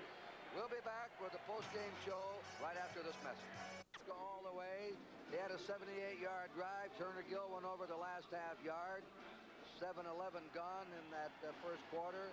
Then they put on a 86-yard drive with Gill passing to the tight end, Monty Ingebrigtsen. 2:30 to go in the first period. Frayne caught a 21-yard pass. 3:34 to go in the half. It was 21-0 in favor of Nebraska. In the third quarter, a pass interception by Mike Knox. There's the Kickoff Classic trophy, by the way. Knox scampered 27 yards for a touchdown. 28-0 Nebraska. Nate Mason ran 4 yards, 21 yards for a score. Miles a yard run. And when they had that lead of 44-0, Penn State finally scored on a long pass to Sid Lewis to avert the first shutout. That's a happy bunch of Nebraska youngsters, well-deserved. They came into this game heralded to be the #1 team this year, and tonight they certainly look like it, Lee Corso. Obviously, they look like, unless they stumble, they can go to the Oklahoma game with undefeated, and I'd say Turner Gill will be the #1 candidate for the Heisman Trophy. We'll be back after this. As we're on the field with the victorious coach, Tom Osborne. Going to allow us a small smile now, Coach. Sure. Well, we were really pleased with the way our players played, and I was really glad they came out and played hard in the second half. And I guess, Dave, if I had to pick out one thing I was really excited about was our defense played pretty well. And, of course, Joe is rebuilding his offense, And I don't know that we can say this is a real true test of either team. I'm sure Penn State will come on and have a good season. They always do.